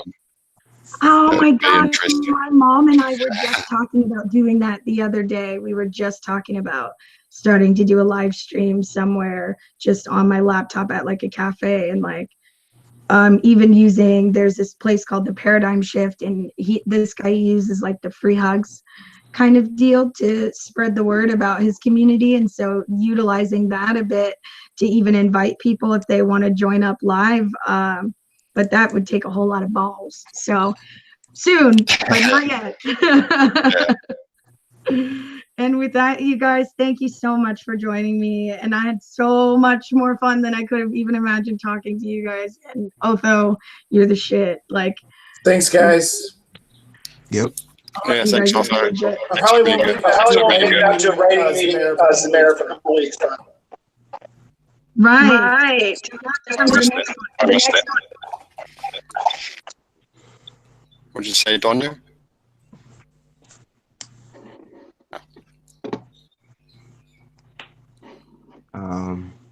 Daniel.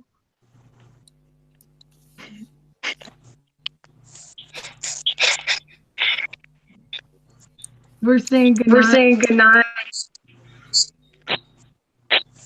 I wonder if there's